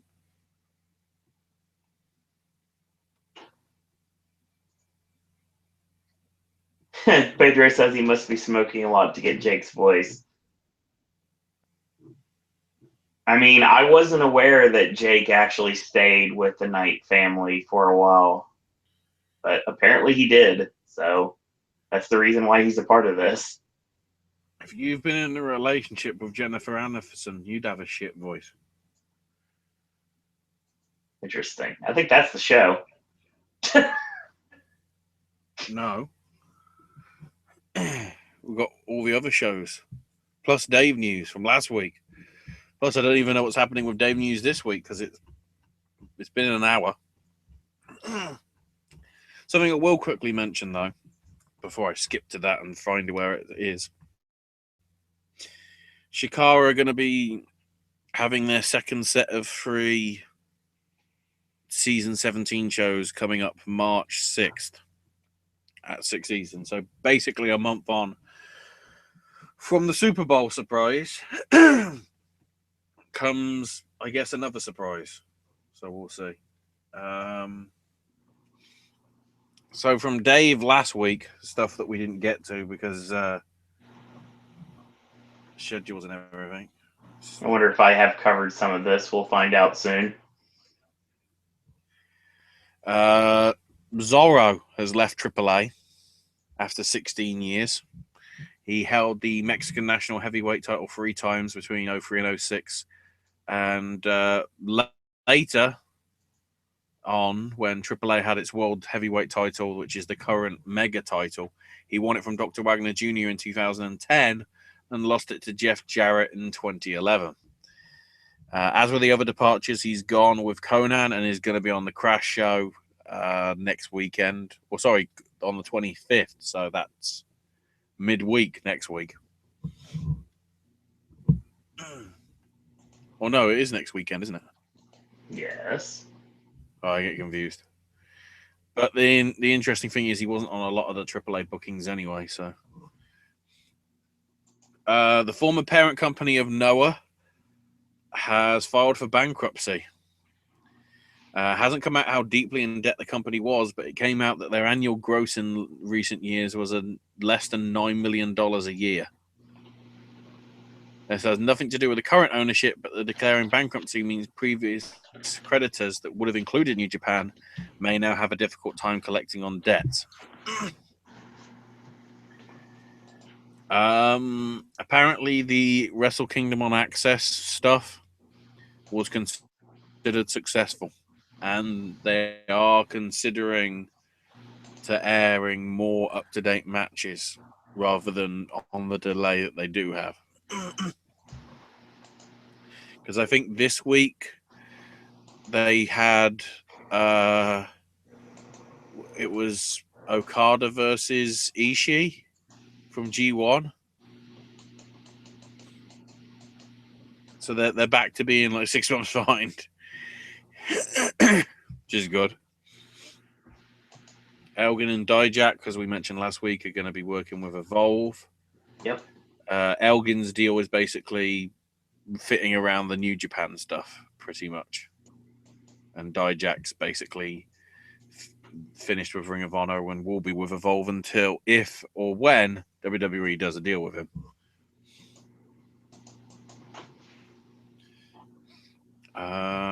Skip past all the TNA stuff that we already know. They're now doing NXT taping at Full Sail on the Wednesday after Mania. Yep, discussed that last week. So that now means that there's 5 straight days of shows. Yeah, I don't. It's going to be real hard to get to Full Sail. I can tell you that right now. No, sorry, 6 days, because Hall of Fame Friday, NXT Saturday, Raw Monday, SmackDown Tuesday, NXT tapings Wednesday. I'm trying to get to the NXT tapings, but it's going to be really hard to make that work.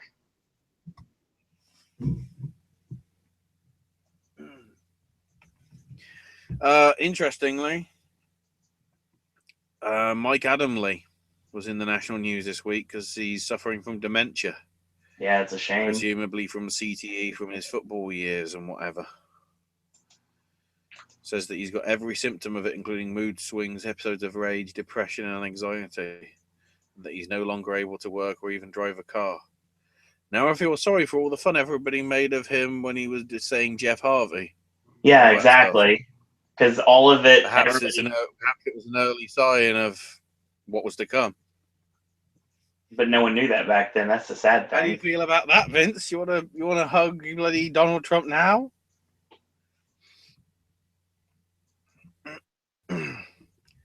Jesus Christ.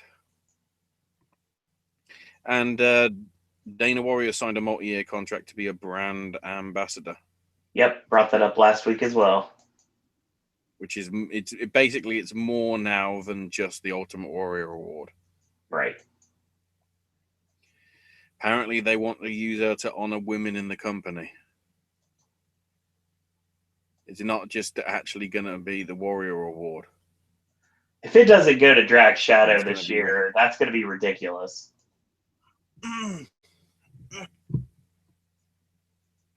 Also, worth pointing out, because I noticed it from other comments, especially from Dave. Why is it no white people are allowed to talk positively about black people on Black History Month?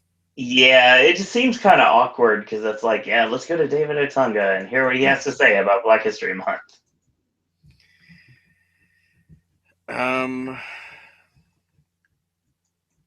guess we'll have to wait till next week for Monsieur Dave, because it's not coming through just yet. Yeah. I'll keep refreshing just in case it suddenly does Went in less than 4 hours tonight. Awesome. in Um, the upcoming minutes. So, in terms of results, Fight Club Pro from Wolverhampton. We had Amari beat Killian Jacobs and Adam Cage. Pete Dunne beat Joe Coffey to retain the FCP title. Nixon Young Kaylee Ray beat Chris Brooks and Monday Lycos. Mikey Whiplash beat Jimmy Havoc. Dan Maloney victorious over Andrew Everett. Clint Margera beat Eddie Kingston. Tyler Bate won the four-way between him, Travis Banks, Trent Seven, and Mark Haskins. I guess with some interference from Pete Dunne. Because then we had Travis Banks versus Pete Dunne, which Travis Banks won. Although apparently it wasn't, it was a non-title affair. But it's probably building to that crazy Easter weekend card that they've got going in April. For WWN, with the style battle, it was overall won by Tracer X. Although it is worth noting that it really was a bit of a clusterfuck, because they suddenly added a rule that all shows will have a 10 count on the floor. During the first match, saw the referee not enforcing between Dan Barry and Sami Callahan, and won. And then in the semi-final, it was taking on Anthony Henry. Galloway managed to get counted out in only.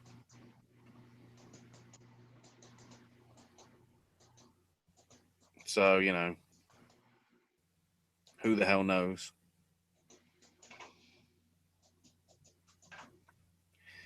But yeah, overall Tracer X won. And then on the FIP show Ascension on the Saturday, I won't go through all the results. I just wanted to point out that after Caleb Conley versus Jason Cade, which from what I've heard is a pretty good match, with Conley winning with a Michinoku driver from middle rope, the ring announcer for FIP said, "It's been over a month and people are still sucking Okada and Omega's ass. Ladies and gentlemen, that was fucking wrestling." And then told Dave Meltzer to create a seventh star.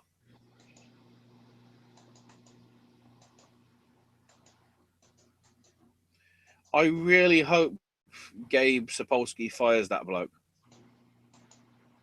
he's fired people for less. Comments like that are just stupid. If you're trying to get the attention of people like Dave, let the wrestlers do it for themselves. Don't talk smack.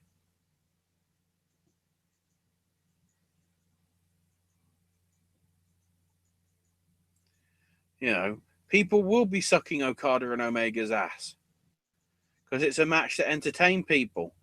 On the same weekend that you had a 3-minute fucking count-out victory from the same banner of shows.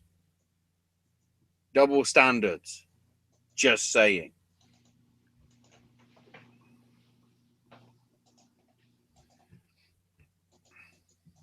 So yeah, I would have covered more about the FIP stuff, but just because of the ring announcer's comments, fuck you, FIP, for this time.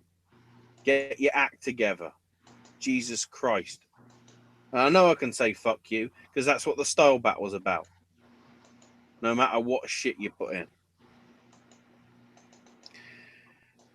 Freelance Wrestling, the Hammer of Dawn. In the scramble match to open the show, Rob Matters beat Eric Cannon, Elliot Paul, Kenny Sutra, Kevin Park, and Pat Monix. Stephen Wolf beat Brew Baker. Then the M-Words beat the Carnies to retain the tag belts. So then Kerry Awful got on the mic to speak from the heart and said there's a lot of dangerous people that control your life, and got on social media and made the M-Words out to be a joke, but admits that was an asshole move. And gives them the Force Destroyer because they're Carnies. So of course they lied. And they might bring the belts back to Tennessee anyway, but decides that they can keep their trophy because the Carnies have got their pride. So then Stevie Force comes out, who was supposed to be facing Shug D, I believe. Or sorry, no. Shug D was supposed to be later on in the card, but wasn't able to show up, or as he said, of course, couldn't be bothered to show up. And then mentions Robert Anthony, who quit. And then guys like Ethan Page, who literally chose another company over freelance. Well, that's what happens when you run a wrestling promotion, Stevie Fierce. We know that now because he's actually publicly documented on his YouTube page, which you should all go and check. Because he's doing some very good stuff. Very similar in the vein to what Kevin was doing before he got signed to the E. And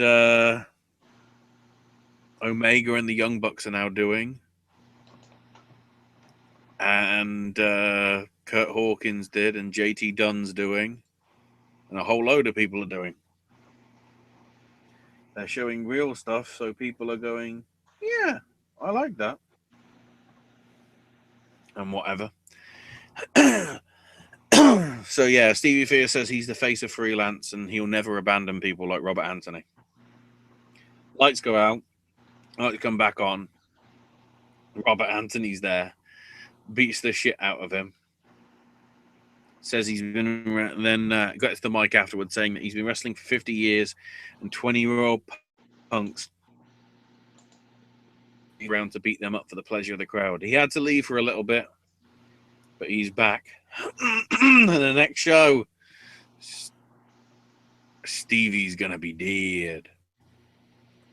Then we had Darren Corbin beat Space Monkey with an ace crusher. Matt Cage beat DJZ to become #1 contender to the freelance title. Speaking of that, GPA managed to retain, beating Zos Velasquez with the straight A. Now we get to the WSU CCW anniversary shows. The 10th anniversary for WSU started with the induction of Mercedes Martinez into the Hall of Fame. We then had Renee Michelle beat Angela Slane. Missy Sampson, Casey Spinelli, and Zandra Bale, so Bale spin, beating Annie Social, Brittany Blake, and Samantha Heights. Leva Bates got the victory over Tara Calloway. So that was Chrissy Rivera's mystery opponent for Leva. The Fella Twins retained against Penelope Ford and Maria Manic. Kira Hogan beat Sue Young and Vader Scott to win the Spirit title. Jordan Grace beat Britt Breaker. Jade beat Lufisto. And in the main event, Mercedes Martinez got the victory over Ali. So not only is she in the Hall of Fame, she's also WSU champion. Huzzah, hurrah, hadoobity-doo. And other sort of noises needed. Nuded. Nabi-neebi-dooba-dooba-da. And other stuff. And then with CZW's 18th anniversary show, started with a tribute to Kevin Hogan and Kevin getting inducted into the Hall of Fame, like we mentioned on Monday. They also announced that Jimmy Havoc's going to be in Tournament of Death in June time, I think it normally is. Jake Chris beat Shane Strickland then in the opening match. Tim Donst beat Tony Deppen in about 5 seconds because Donst attacked the shit out of him before the bell rang. Homicide of Mercedes Martinez and Chrissy Rivera. Dave Chris got the victory over Ricky Shane Page. Maxwell Jacob Feinstein and Billy Danvers was set to happen, but Storm of Entrails came out and destroyed Billy. Afterwards, Feinstein and just got a victory. Matt Riddle versus David Starr for the titles was ruled a double DQ, which is interesting because it appeared as if Starr might have won. So who knows? Heard a lot of good things about that match though, so I'll have to check it out when I get a chance to. Joe Gacy retained the CCW World title against Shigehiro Iri. Scarlett and Graves retained the tag belts against EYFBO. Joey Janela retained the Wired title against Stockade. And then the main event, when the fans brought the weapons, Notorious Inc. of Devon Moore and Drew Blood beat Danny Havoc and Conor Claxton of the Nation of Intoxication. As for this weekend, ICW on tour in Southampton, Sheffield, and Manchester this weekend. Find more details on ICW's website. Queens of Combat are having a double header of shows with a tag team tournament, apparently. At the 1001 Springwood Avenue in Gibsonville, North Carolina, which I think is where the CWF stuff normally is. Tickets are like $15 for each show, but if you go to both shows, it is only $20 for general admission, which is pretty good for some women's wrestling. As usual, though, with Queens of Combat, we don't know what it is until it happens, so we can say the schedule to appear includes Sue Young, Taylor Hendricks, Laurel Van Ness, fuck you, Chelsea, Leva Bates, Rachel Ellering, Samantha Heights, Sexy Young Caramels, the D&D Muscle Factory. Oh, I like what they did there. The Fella Twins, Kira Hogan, Kennedy Brink, the Sea Stars, Angel Rose, Davienne, Deja, and more. Sticking in the Carolinas, PWX has got its Rise of a Champion show this weekend in Concord, North Carolina, in the Cabarrus Arena and Event Center. VIP entrance at 2:30, general admission at 3:30, and a bell time of 4. Set for the card, we have the return of Martin Stone in an Opportunity Knocks ladder match. It's a 5-way with Tracer X, Jason Cade, Chip Day, Colby Carino, and Darius Lockhart. The Revolt face the Carnies. Jeff Hardy will go one-on-one with Sami Callihan. Taylor Hendricks faces Sue Young in a Queens of Combat showcase. The Ugly Ducklings defend their tag belts against the Bruiserweights. James Drake defends his PWX ITV title against Elijah Evans IV. And Man Scout Jake Manning defends the world title against the winner of X16 from a few months back, Anthony Henry. House of Glory this Friday. With Glory Comes Pride. With bell time of 7 p.m. Pretty big card. There's a tag team showcase with the Glory Foundation of Nikki Heat and Good Hank Flanders versus Private Party. In a 6-man tag, it'll be the Trust of Evander James, Smooth Blackwell, and Chris Seaton versus Brian Burgundy, TJ Marconi, and a mystery partner. In intergender action, Violet and Sasha Jenkins faces Sonia Strong and Big Daddy Cruz. Smiley is going to be in a grudge match against Bones. For the Crown Jewel title, the House of Glory Crown Jewel title, Ken Broadway defends in a fatal 4-way against Matt Travis, Rude Boy Riley, and Leroy Green. The EYFBO put their tag belts on the line against the Super Savages. And the main event is, I would argue, a dream match. Loki versus Tron. could be an interesting one. Tickets start from $20 at House of Glory's website, hogwrestling.net. Also, this weekend, AAW's The Art of War on Friday at Bourbon Street in Merrimack Park, Illinois. On this one, we got Abyss one-on-one with Eddie Kingston. Chuck Taylor and Trent team up facing Matt Fitchett and Davey Vega. El Hijo de Fantasma takes on Loki. Matt Riddle versus Jason Kincaid. Trevor Lee taking on Matt Sydal.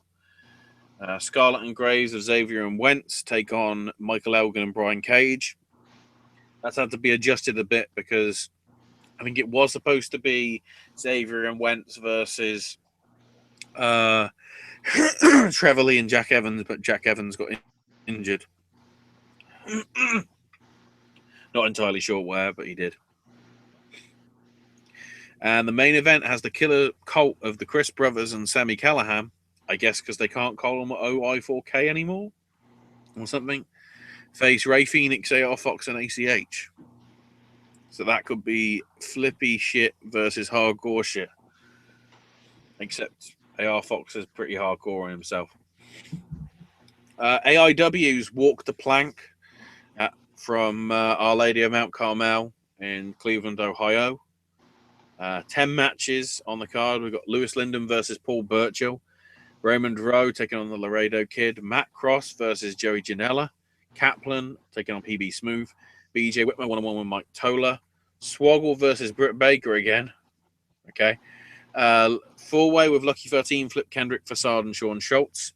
And then your title matches. A triple threat for the tag belts with Crazy Payne defending against To Infinity and Beyond and the Jollyville Fuckets.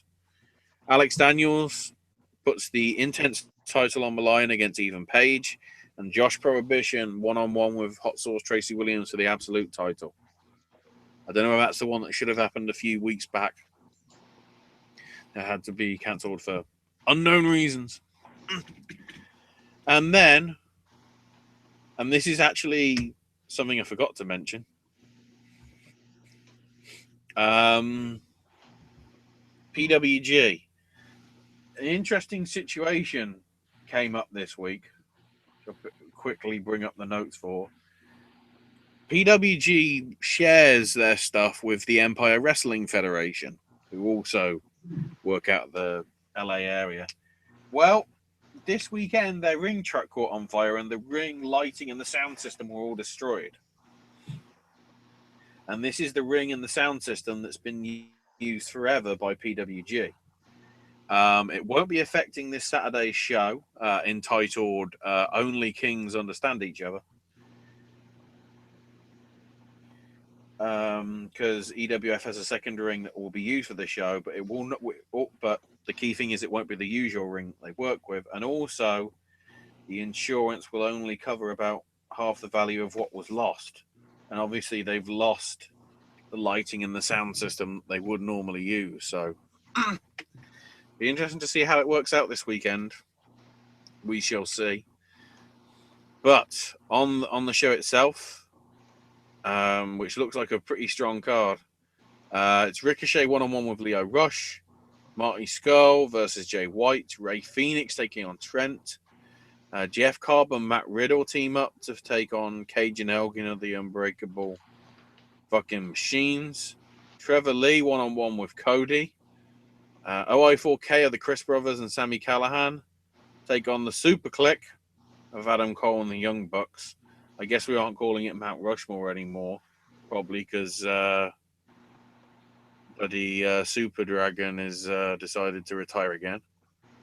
And then for the world title, Zack Sabre Jr. one-on-one with Chuck Taylor. Holy shit, is it going to happen? Is Chuck Taylor going to become a world champion? God, I hope so. Also, because I forgot to mention it earlier, a couple of MMA cards this weekend.